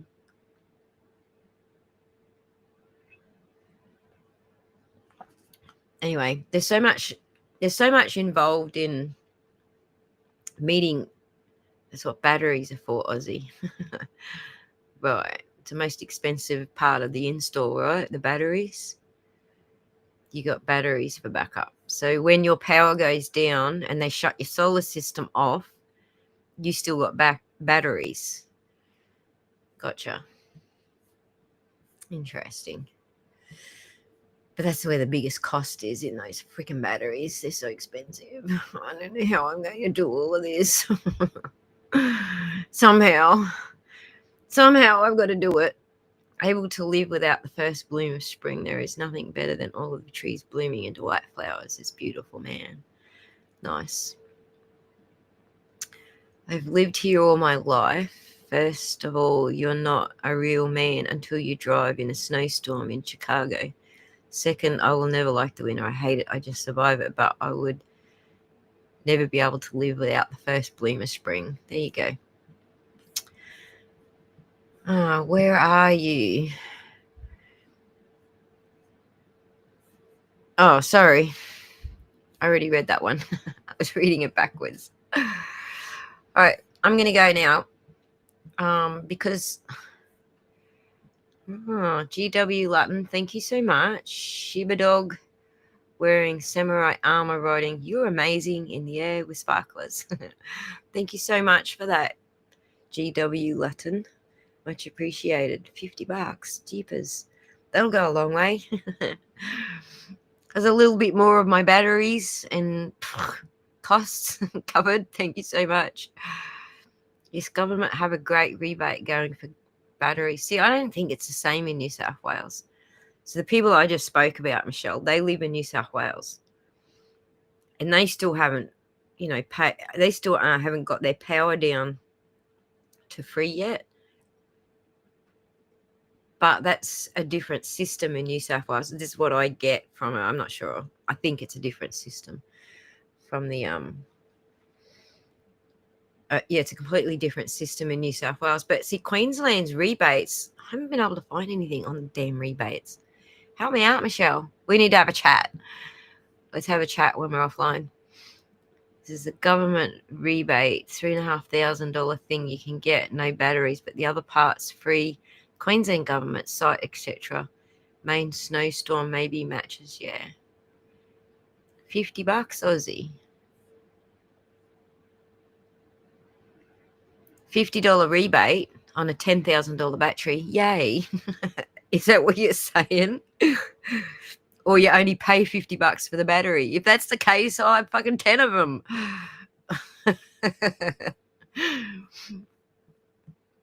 I've never done solar before, so I've done it on my car and things like that, like for camping and shit.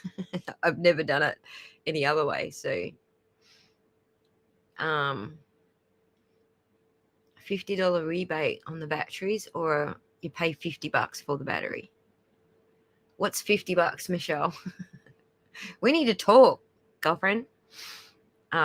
We'll talk in Discord. 50 US super sticker. Yeah, dag. Oh, thanks for the 50. Oh, it's 50 US. Gotcha. Oh my God. I am a dag. Thank you, Michelle. It's fucking 5 a.m. What do you expect? It's like Bev promising AJ and Bobby robust cross-examinations. Right, Kylie? Yeah, my coffee's gone cold. My Completely lost the plot here. I really appreciate that $50. That's a huge up. And this is the thing, because I've been so busy with all this friggin' shit. I've just been so busy with all this other stuff. I haven't put any videos out, and most of the stuff that's paying for all this shit is coming from the YouTube channel. So I haven't got anything coming in next month. So thank you for that. I really appreciate it. It's a big up. All right, boys and girls, I have to go because I think I have Kurt in a few hours. Hang on, 13th. No, I don't. I can go to sleep and have Kurt tomorrow.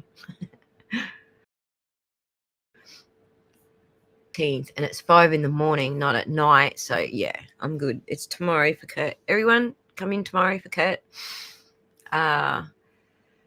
So the series that we're doing is unplugged. We're not really going to be talking about anything specific, or we can do Q&A. Like, please hit the chat, hit us with questions.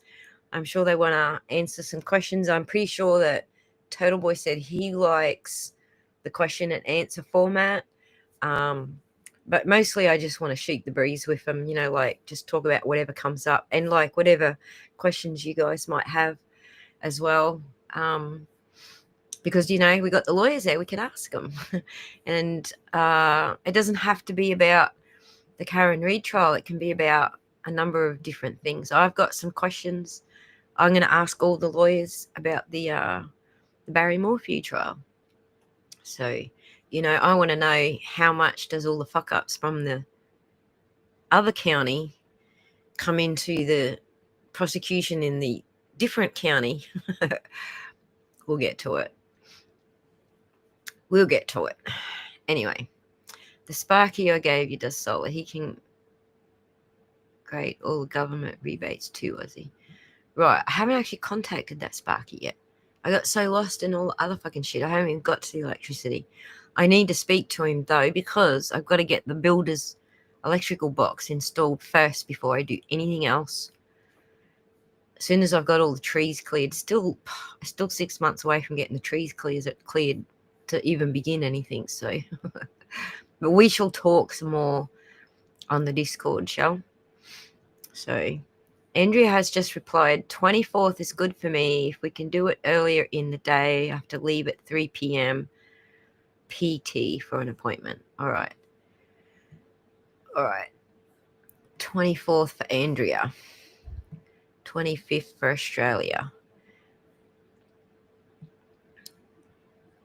All right, boys and girls. I'm going to go and try and figure out shit here. What we actually got going here. Chat soon and we will help. Yes, K9. I'll send you an email.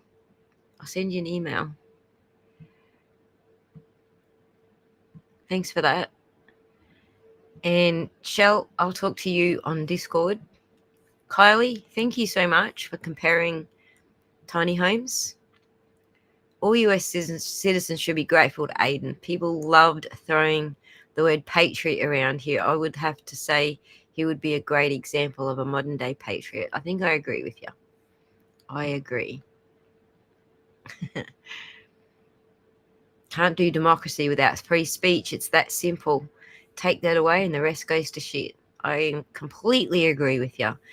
You guys actually have a lot of protections that we don't, and you need to protect it. You need to look after it while you've got it, because before you know it, you're going to wake up one day and they'll have taken it away from you. All right, guys, I am out. Thank you so much for joining us, everybody. It's been a great chat. Love you all. Talk to you all on Sunday EST time. Sunday in America time.